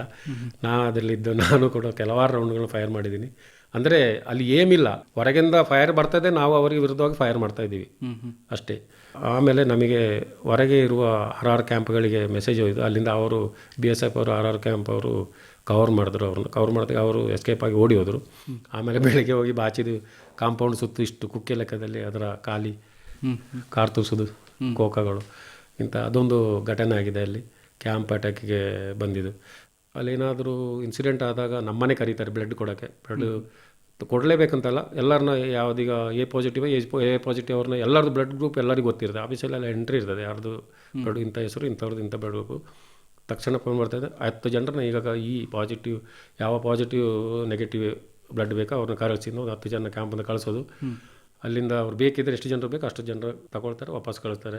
ಅದಂದರೆ ಅದೇ ಹೇಳೋದು, ಅದೇ ಒಂದು ಸಮಾಜ ಇದ್ದಾಗೆ. ಹೆಗಲು ಕೊಡೋದು ನಾವೇ, ರಕ್ತ ಕೊಡೋದು ನಾವೇ, ಊಟ ಬೇಯಿಸೋದು ನಾವೇ, ಊಟ ತಿನ್ನೋದು ನಾವೇ, ಒಂದೇ ತಟ್ಟೆಯಲ್ಲಿ ಊಟ ಮಾಡ್ತೀವಿ, ಒಂದೇ ಹಾಸಿಗೆಯಲ್ಲಿ ಬದಲಿ ಮಲ್ಕೊಳ್ತೀವಿ ಡ್ಯೂಟಿ ಮಾಡೋದಿಗೆ. ಇದು ಸೈನಿಕನ ಜೀವನ. ಸಂತೋಷ ಇತ್ತು, ಮಾಡಿ ಬಂದಿದ್ದೀವಲ್ಲ ಅಂತ ಈಗ ನಮಗೆ ಒಂದು ಗ್ರೇಟ್ನೆಸ್ ಫೀಲ್ ಆಯ್ತದೆ. ಸಪೋಸ್ ಅದು ಅವಕಾಶ ಸಿಕ್ಕಿದ್ದು ನನ್ನ ಭಾಗ್ಯ, ಸಂತೋಷ ಆಗಿದ್ದೀನಿ ಸರ್. ಧನ್ಯವಾದಗಳು ಸುಬ್ರಾಯ್ ಅವರೇ. ಇಷ್ಟೊತ್ತು ತಮ್ಮ ಸೇನಾ ಜೀವನದ ಅನುಭವವನ್ನು ನಮ್ಮ ಕೇಳುಗರೊಂದಿಗೆ ಹಂಚಿಕೊಂಡ್ರಿ, ಅದಕ್ಕಾಗಿ ನಿಮಗೆ ಧನ್ಯವಾದಗಳು. ನಮಸ್ಕಾರ ಸರ್, ಧನ್ಯವಾದ ನಿಮಗೂ ಕೂಡ. ಆಕಾಶವಾಣಿ ಸಿಬ್ಬಂದಿ ಹಾಗೂ ನನ್ನನ್ನು ಒಬ್ಬ ನಿವೃತ್ತ ಅರೆಸೇನಾಪಡೆ ಸೈನಿಕ ಅಂತೇಳಿ ಇಲ್ಲಿ ಗಂಟ ಕರೆದು ಕೆಲವು ನಮ್ಮ ಅನುಭವಗಳನ್ನ ಹಂಚಿಕೊಳ್ಳೋಕ್ಕೆ ಒಂದು ಅವಕಾಶ ಮಾಡಿಕೊಟ್ರಿ. ಎಲ್ಲರಿಗೂ ನಿಮಗೂ ಕೂಡ ಅನಂತ ವಂದನೆಗಳು. ಜೈ ಭಾರತ್, ಜೈ ಹಿಂದ್. ಇದುವರೆಗೆ ಸೇನಾ ಸ್ಮರಣೆ, ಸೇನೆಯಲ್ಲಿ ಸೇವೆ ಸಲ್ಲಿಸಿದವರ ಅನುಭವ ಕಥನ ಕೇಳಿದಿರಿ.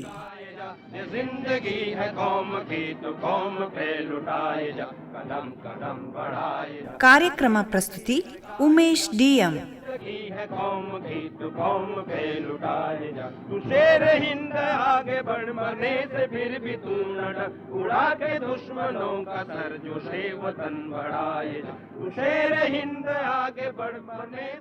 ಈ ಕಾರ್ಯಕ್ರಮ ಆಕಾಶವಾಣಿ ಮಡಿಕೇರಿ ಕೇಂದ್ರದಿಂದ ಮೂಡಿಬಂತು.